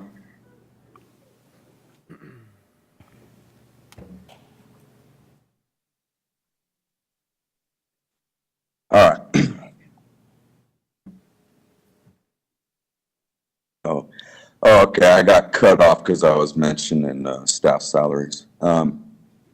Anyways, this past week, there was a student in USD 497 district at the Lawrence College and Career Center, and she stood up and said she cannot wear a mask and does not want to wear a mask. Dr. Spies,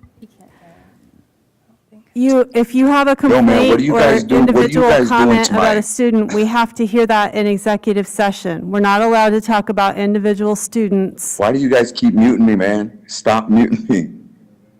You're not muted. This is true stuff. She was told by staff Were you that there were able studies to upon type that studies in the? upon studies that showed that masks do not. Yo, man, this stuff is true. Thank you. They just cut me off.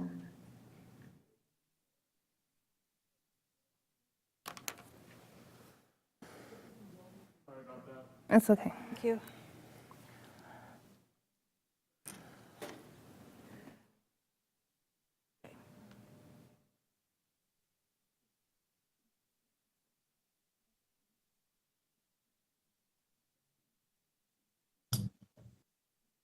Hi there, can you hear me? Hello? Could you hold for one Okay. moment, Lindsay, hold for one moment, please.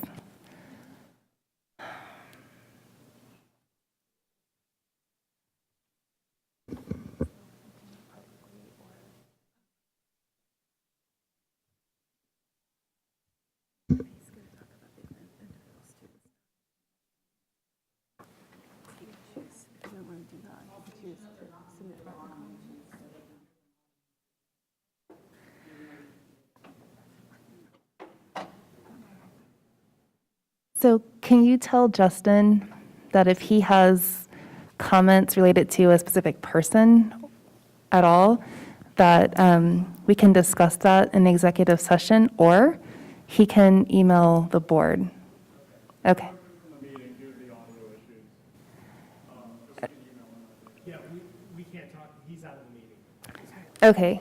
We probably should communicate that to him, though, just because he was cut off and there was audio issues, and to give him those two options to communicate with the board.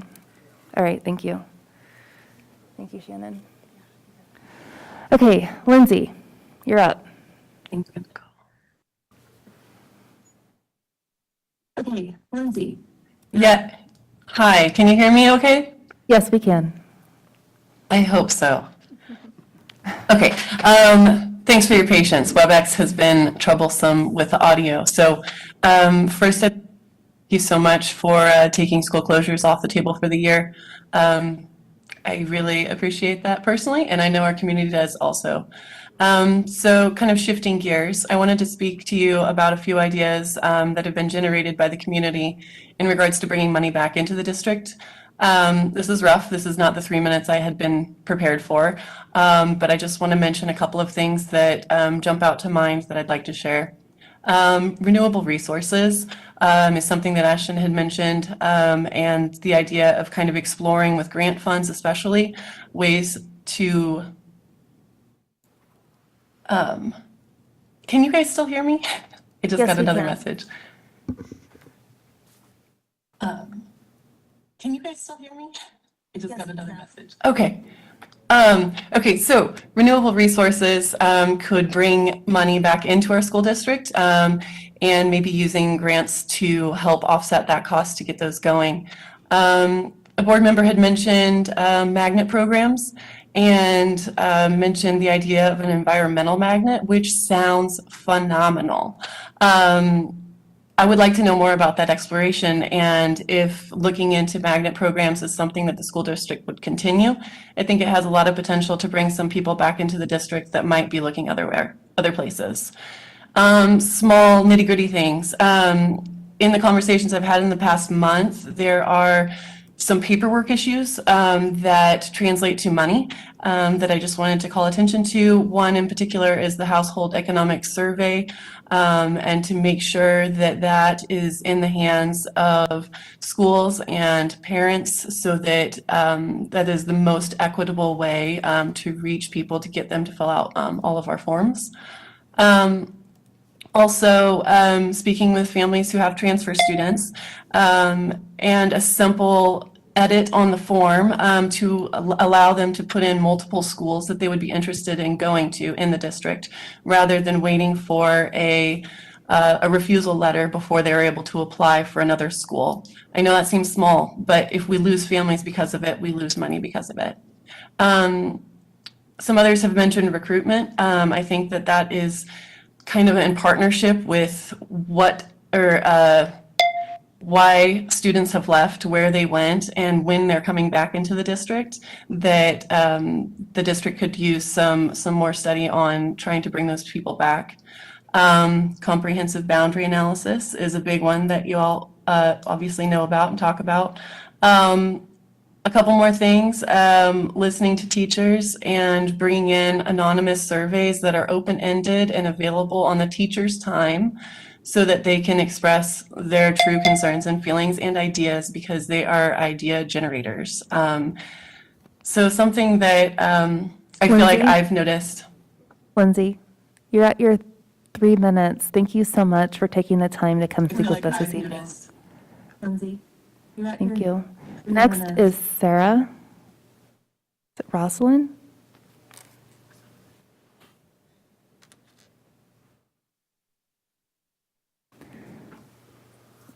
Sarah, can you hear us?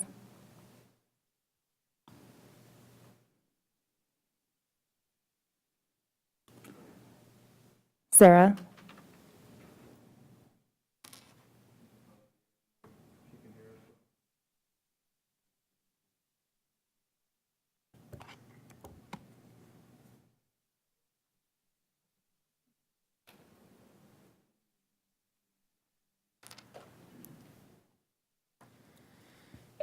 Can we come back to Sarah? That work? Okay. All right, Sarah, you're up. Oh, awesome. Okay, well, I'm gonna take the chat so that you can hear me and just go for it. So I wanted to thank you all for the gift of more time to try to help solve the budget crisis. Sorry, my name's Sarah Slay, my pronouns are she and her. I'm a parent of some LHS graduates, and I have a current student, and I also work in the district. I'm going to try to do this on the fly. I had an original thought, and then just listening to tonight, since we had that change. So one of the things I'm still kind of trying to find out more clarification on is what our track record for the projected savings versus actual savings is. Like when we had Kennedy close, if we actually saved or realized those savings. I also wanted to echo the thoughts on the library media specialist because they do so much in our building. What's the cost to save, this great amount of money? Who takes on the IT duties? Who provides the plan time coverage that reaches into, possibly having to add more specials teachers to try to help pick up the slack on that, and would also lead to language changes for the master agreement. And then I've had a lot of people talk to me and ask if we could, instead of referring to cuts as FTE, being full-time equivalent, to actually just use the word staff. That might make it feel a little more personal. And then my original thought tonight was about gymnastics, being all students in one team.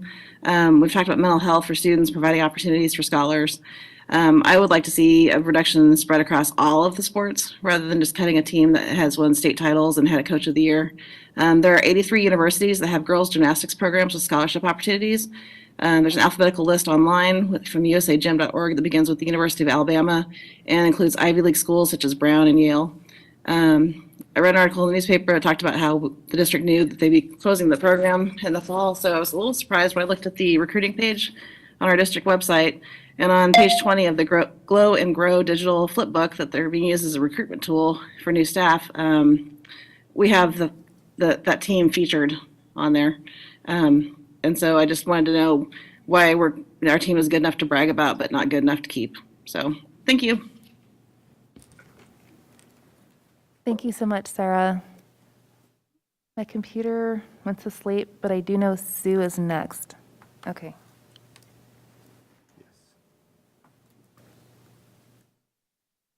Sue, can you hear us?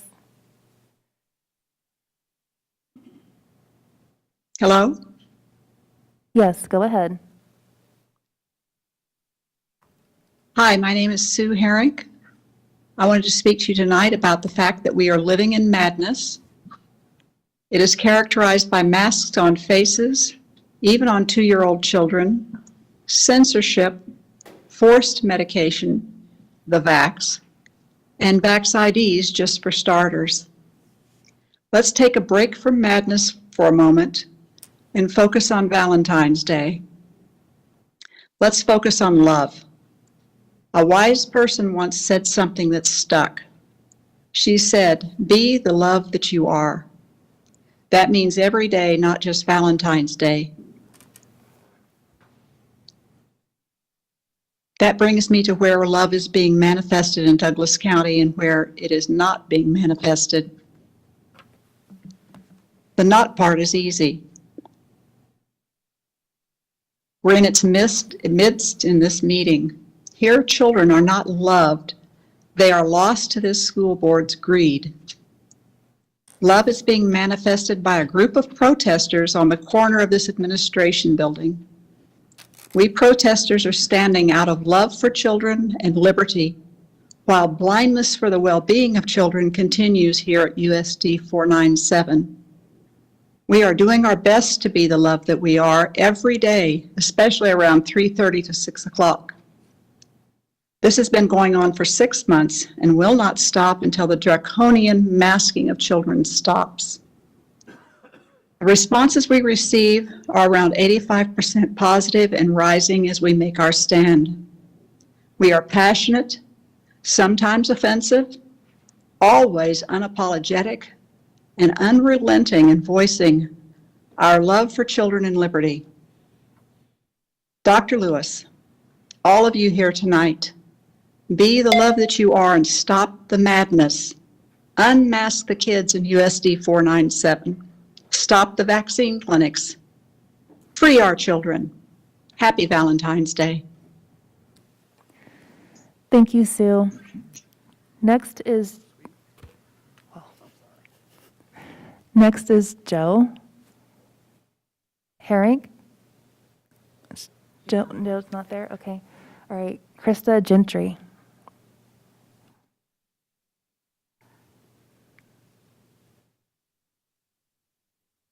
Krista, can you hear us? Hi, my name's Krista Gentry. Thanks for giving me the opportunity to speak today. I'm an East Lawrence resident and have been following closely the proposed budget cuts. When my husband and I had a baby 4 years ago, we loved the idea of having our child within a short walk of the elementary school and middle school, so much so that we added on to our house in order to stay in our wonderful neighborhood.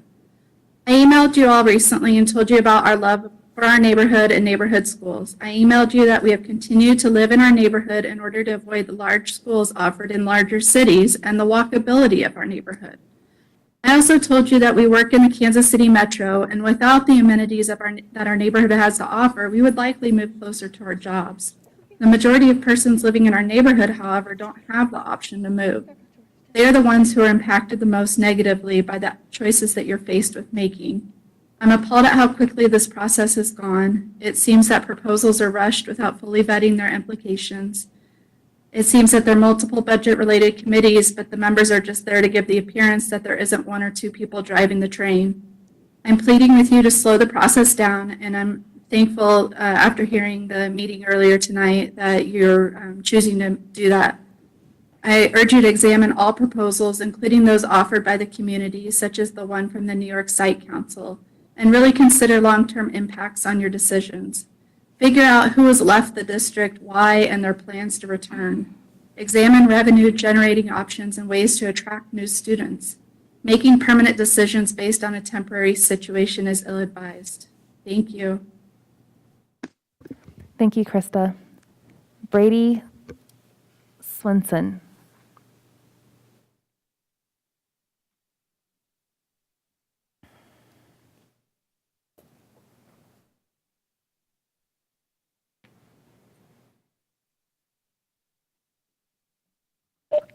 Okay.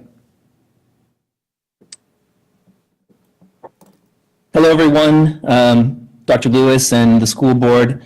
My name is Brady Swenson. I am a parent to 2 children at Woodlawn, and just wanted to express to you my gratitude for your work, energy. I know it's not easy to listen to hours of sometimes emotional testimony and handle and deal with these tough issues. So I appreciate your energy and time on all of this. I know this might not be where some of us want to be on the night of a Valentine's Day, but maybe it's appropriate. I think that the extension of time to consider school closures and how to address this budget shortfall long-term is a great way to express love and respect for our kids tonight. So happy Valentine's Day to everyone and to all of our children who, have earned this love and respect that we're showing them tonight. To think about this thoughtfully and together over the next year.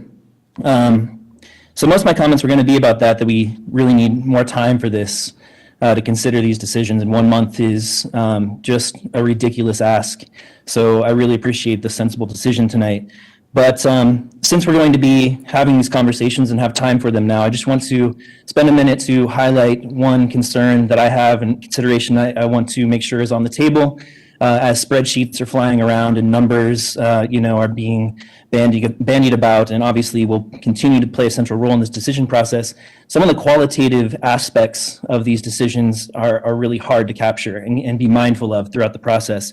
And one of those is mental and emotional health. And I know that someone spoke earlier to these issues. As someone who is from a family of mental and emotional health issues, a long history, including myself and my daughter, we have very much appreciated the support, the absolutely extraordinary support that she has received at Woodlawn Elementary.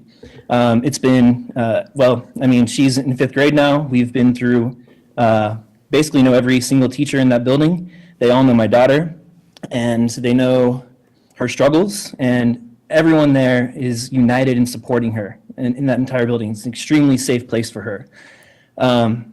I know that when there are cuts, if and when, there will be cuts, and I know that there are cuts to mental and emotional health support probably on the table. And I just want to make sure that we be mindful of that. We have, I know, made amazing strides in understanding mental and emotional health, especially in children, recognizing it and supporting it over the past many decades since I was young and in school.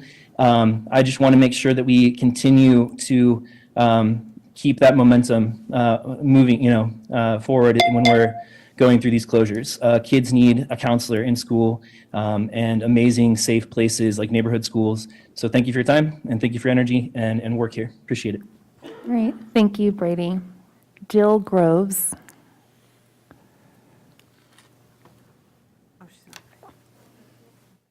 Not there, okay. All right, Kimberly, is it Grossi?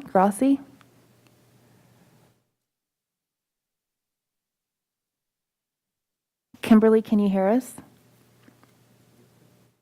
Hey, I hope you can hear me. Hello. I'm a parent of a kindergartner at Woodlawn Elementary. Woodlawn is a place for, in the first time in her life, educators truly care about my child. They try to understand her and make her success a priority. They see her for more than her struggles. They see her strengths, and they empower her every day. I'm here today to express my concerns about impacts on IEP services as a result of school closures, whether they are now or next year. More specifically, I'm concerned that impacts on special education were not considered within the equity evaluation. Disability is something that was specifically mentioned under meaningful participation within the equity construct, but participants pointed out that this data was not provided to them as part of their evaluation. I don't believe that the time committees spent to evaluate the proposals with the equity lens was enough to fully consider these issues. Furthermore, those evaluations were done using incorrect numbers that did not accurately present the true cost savings. The equity evaluation should be completed again with the correct information, as well as including data on special education. I understand the task before you is enormous, but since the committee was presented with inaccurate data and missing key pieces, it seems impossible to make the best decisions for our students based on these results. Thank you for your time. Thank you, Kimberly. Next is Ligna Bauman.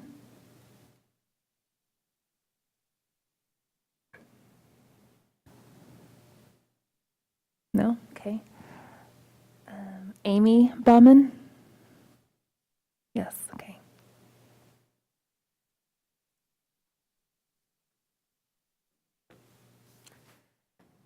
Amy, can you hear us?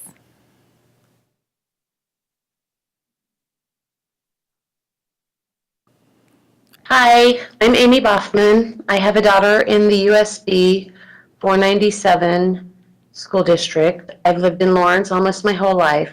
As a kid, I enjoyed my schooling in this town for the most part. When I grew up and had kids of my own, times changed.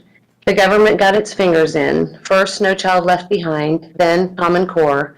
The schooling has gone downhill ever since, which is exactly what they wanted. For Pete's sakes, it just keeps getting worse. It definitely shows in your enrollment numbers. People can't wait to find a new program and leave public schooling behind. Clearly, you are doing something wrong. It's called enforcing ridiculous mandates and crazy CRT, transgender BS, odd comments that the kids will either die or get put in hospitals if they don't get the vaccine. Keep the politics out of the schools. Stick to the teaching. Stop indoctrinating our kids. It would be easier for teachers to teach if they didn't have to continuously tell students to put their mask on correctly. The reality is, the kids don't need masks or vaccines. They are very capable of naturally fighting any of this endemic going around. COVID is not a pandemic. It never has been handled correctly in our country. Had they allowed people to take ivermectin early instead of sending them home to get worse, there would have been fewer deaths. Let's talk about the face coverings, totally unnecessary for healthy kids. These kids would have a lot better success if they were given a choice in the matter. I mean, a student, teacher, or staff member should be able to decide if they are at risk of having serious side effects, if they get an illness. Not only do the masks make it hard to breathe, they make it hard to concentrate. They make a child that has anxiety have it twice as bad. They also cause skin irritations and headaches, all totally unnecessary. Backroom deals with politicians is why we are in this mess. Fauci is a fraud and a liar. There are emails about it, COVID-19 being made in the lab. This is ridiculous to make our kids suffer any more than they already have in this plandemic. And I demand, well, I don't demand, but I'll end by saying masks are child abuse and we are supposed to protect our children, not the other way around. If you are worried about your health, then you should wear a mask. Healthy people shouldn't have to wear masks.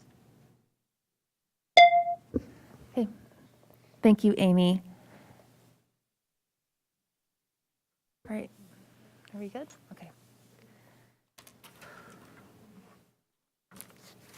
Okay. We will move to board commentary. I swear I will make this very short tonight. I wanted to say for the folks who are here with Save Our Schools, this week, if you have time, tomorrow by noon, there's a deadline to submit testimony on a bill that's going to be heard on Wednesday in the Kansas House K-12 Budget Committee. The bill number is HB 2662, and it's the Parents' Bill of Rights bill, which sounds like Bill of Rights, but it's not good. Really could use some testimony submitted on that bill. On Thursday, there are two bills that are supposed to get hearings in the Senate Education Committee, so the deadline for testimony for those would be noon on Wednesday. Senate Bill 363 and Senate Bill 393. They're kind of similar. They're both this, let's tell our teachers they have to post everything that they're ever going to do for the entire year by July 1st, and one of them would take away 2% of our state general funding for each violation that we are found to have made about not posting our stuff a year in advance and then leaving it up for a year after that. So please, if you have time, write some testimony and send it to those committees. It is really helpful to public school advocates when they can say, there were so many, we had 93 people submit testimony against and only one person who works for the Kansas Policy Institute submitted testimony in favor. So that's my big ask, please. In addition, I just wanted to share with the community that we have canceled this month's policy committee meeting of the board. Sammy Devon is leaving us, and in light of her departure, she's the staff person that we've been working with as kind of our lead on that work. We're going to take a minute to regroup, and we will announce when our next meeting is. And that's all I'm going to share. Thank you. Thank you, Shannon. Anyone else? This is Carol. I'll just be very brief. I just want to thank everybody that came out tonight and thank everybody for staying extra. And I just wanted to say thank you from the bottom of my heart, and especially, and I'm not trying to be funny, it's Valentine's Day, but happy Valentine's Day. I just want to say happy Gotcha Day to Carl. I don't see him. There you are. Happy Gotcha Day. And Krista, if you're listening, please tell your daughter that we said happy birthday. I saw that today's her birthday. And Emily, I promise you that I've watched the videos, and I'm sorry that we didn't get to watch them. And I see the Valentines are there in the bags, and I saw the kids working on them during the rally. And thank you. Good night. That's it. I'll just say quickly that I have several emails that have been going to my junk mail. So we have tried to correct that recently. And Mr. Ashton Martin, I did get your maps of the boundaries through GIS. So I apologize for not getting that back to you or getting a response back to you. Good evening. So I am going to kind of summarize my thoughts from earlier. I don't know what I'm going to say briefly. But yes, happy Valentine's Day. I want to acknowledge that we are in a time of loss. Now, the next part of the discussion has begun. You've probably heard me talk about how I've been waiting for this next part of the discussion. What comes next will affect all of us, east, west, north, and south. If you're not involved with discussing school closure, trust me, you'll want to be involved in the next part of the discussion. So pay attention and get up to speed. At this time, the board has decided not to close schools this year. This does not mean forever. We will continue to have this discussion in the months ahead regarding the future of our neighborhood schools. Now, $70 million is a lot of money. That does not mean that we will end there, though. We may end around $5 million. I don't know, depending on the collective decision of our voices, your voices, which includes our educators, special education teachers, and our library specialists, just to be clear. We need not only the voices of the families who are receiving the educational services, but we also need the voices of our educators to help determine what is next. As one of 7, I want to learn from you, and I want to hear from you. Perhaps in singular thought, we as a collective do not have to accept option number 3 that was laid out before us today. I'm thankful for the work, but we have to move beyond this linear thought that we're cutting programs. Regardless, if we were closing schools, as Andrew said several meetings ago, we have always been talking about structuring our staff. We've always been talking about staff who provide services. We need to reframe our conversations on how this is an opportunity to streamline our services, to maximize our resources, and reimagine how we do business, that we don't have to go at this alone. So I encourage our community, our partners, to ask yourself, how can I help? Reach out. Again, I say this, if you weren't in it before, you're in it now. And we're in this together. Remember, it has always been about restructuring staff, reimagining our educational services. Now we just have to get creative to do it. As the late John Lewis said, what's the legacy will be determined. What the legacy will be determined by the people of this generation. What legacy do you want to leave behind? Thank you.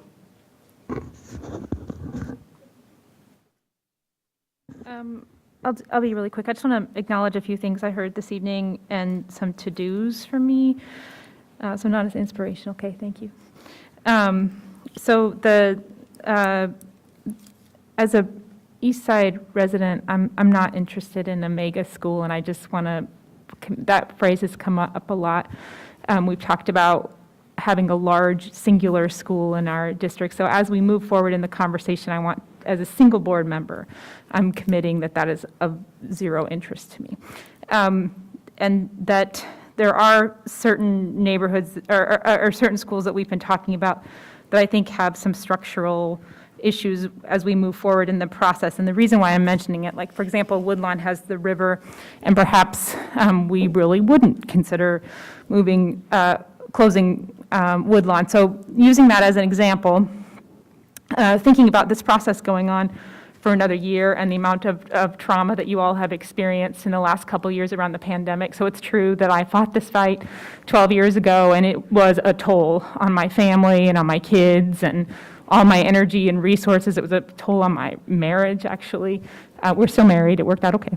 But acknowledging that and thinking about you spreading your time out over a year, one of the things I'd like to ask for you as families and for the staff in the buildings that are serving our children, that if there are buildings that would just be off the table, that we kind of identify them early. And that doesn't mean that you wouldn't be engaged in the conversation. It just means I want to really definitively say, let's, take down some of the stress in individual households as quickly as we possibly can. So that's my ask to staff as we move forward in the process. And process has come up quite a lot, and I did hear it from you all in the district. Patrick Kelly has a phenomenal process he uses within the curriculum development that we've seen, and there are administrators in our district that have processes that we use to make decisions that I think are really good models. So I want you to hear, I know you don't like the process we've had in this rushed month, but as somebody that's been following the board for 12 years, there are some exceptional facilitators in our district, some of them teachers, some of them administrators, and we can do a better job and will, and we can make space for you all. But in particular, as I've said to many of you, I'm very much interested in seeing more educators at the table. And then this question around Kennedy, I can't remember who was talking, Shannon maybe, but it's an interesting conversation just to understand what happened for the families in Kennedy. And the district has been following up with folks from Kennedy, but I do think that we could do some initial outreach to kind of see what has their experience been like in consolidation, and what can we learn from them as part of the process of if we consider consolidating schools. And then, Katie, the city planning. There is some city planning right now to try to increase density in the city core. That's been conversation for some years, but in particular, it's picked up some speed, and it is part of the facilitation process that we've seen recently at the city level.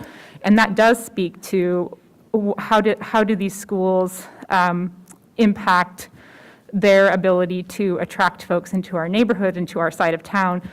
So I do think that partnership is a good one to highlight, and I appreciate that you brought that up. And redesign, this is my last thing. So we do have a redesign model that you all have seen, and Broken Arrow is an example of a building that does it brilliantly and is doing a really great job. Hillcrest is doing a beautiful job. There are a couple of other buildings that are really highlighting, I'm highlighting it to say that we do have a model to create the innovative schools that we've been talking about. We have that model, and our administrators and our teachers do it really well. So as we're thinking about that process, that's another space that we can draw on. We've really been in this kind of deficit thinking, and I just want to tell you, there's great brilliance in both our administrative staff and in our teaching staff, and collectively, they do very good work, and I can highlight it, and it might not feel like it in the last month and a half, and you might have lower trust, but I'm telling you, I've seen brilliant work from Dr. Lewis, from his team, and from the teachers and educators in your building, and I know we can do better. So I apologize that this was not the process that you all wanted and that brought our community together and highlighted their strengths, but they are very good at their jobs. And if I am wrong about that, I know you will tell me. So I thank you. In this moment, I'm excited and hopeful about the possibilities of where we are, where we've been, and the possibilities of where we're going. So I look forward to how we create, and then how we interact, and how we apply whatever comes next alongside each other and alongside each other. So that's where I am in this moment. Next is the approval of the consent agenda. Do we have a motion? This is Shannon. I move the Board of Education adopt the items listed on the consent agenda. Go ahead. This is Kay, I second. Cadu Blackwood? Yes. Emerson? Yes. Jones? Yes. Nussbaum? Yes. Smith? Yes. Hill?